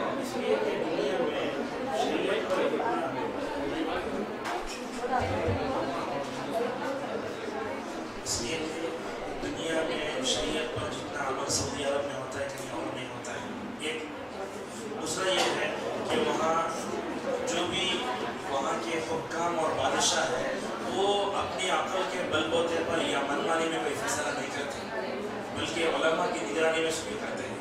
ڈرائیونگ کا مسئلہ آتا ہے، کتنا کچھ کر رہے ہیں آج بھی ایڈی چوٹی کا زور لگا کے کہ کہیں عورتوں کو جو ہے ڈرائیونگ کا یہ مل جائے۔ کچھ لوگ کہتے ہیں ہر جگہ اجازت دینا چاہیے، کچھ لوگ کہتے ہیں مکہ مدینے میں جو ہے منع کر دو، کچھ لوگ بولتے دینا ہی نہیں چاہیے۔ تو آج تک الحمدللہ بتائیے عرب میں عورت جتنی محفوظ ہے کیا دنیا میں کہیں محفوظ ہے؟ عموماً ہوتا کیا ہے کہ عرب کے بارے میں جو غلط فہمیاں پیدا ہوتی ہیں وہ کیا ہوتا ہے؟ عرب کے بارے میں جو غلط فہمیاں پیدا ہوتی ہیں اس سے بڑا سبب کیا ہے؟ لوگ یہاں سے کام کرنے جاتے ہیں، ان کا کفیل خراب ہوتا ہے، وہ وقت پہ تنخواہ نہیں دیتا، پریشان کرتا ہے، تو ایک کفیل خراب ہو جائے، فلاں کفیل خراب ہو جائے تو اس کو رکھ کر پورے سعودی عرب کو گالی دینا کیسا جائز ہے؟ نہیں سمجھ سکتے، نہیں ہو سکتا ہے۔ اور سب سے بڑی بات یہ ہے کہ حسد اتنی بڑی چیز ہے جو انسان کو اندھا بنا دیتا ہے۔ لہٰذا آپ بغیر تعصب کا چشمہ نکال کے غیر جانبدارانہ ہو کر سعودی حکومت کو دیکھیے۔ آپ اللہ تبارک و تعالیٰ نے اللہ کے نبی صلی اللہ علیہ وسلم کے لیے جس سرزمین کو منتخب فرمایا اس سرزمین کی یقیناً کچھ خوبیاں ہیں۔ آپ سعودی عرب کی حکومت کو گالی دے رہے ہیں تو گویا آپ یہ بولنا چاہتے ہیں نعوذ باللہ اللہ تعالیٰ رسول اللہ صلی اللہ علیہ وسلم کو غلط زمین میں بھیج دیا ہے، یہاں تک جائے گی بات اگر آگے گئے تو کیسے ہو سکتا ہو؟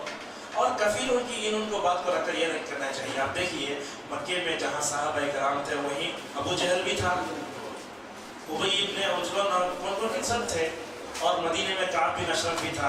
اور ہم یہ بھی نہیں کہتے کہ مدینے میں رہنے والے عرب میں رہنے والے پورے مشائخ جو ہے فرشتے ہیں، وہ بھی نہیں کہتے، جہاں اچھے لوگ بھی ہیں برے لوگ بھی ہیں، لیکن دین کی خدمت دیکھیے آپ کو معلوم ہے عرب تعلیم پر اتنا خرچ کرتا ہے، امریکہ کا سالانہ بجٹ اس کے برابر ہے۔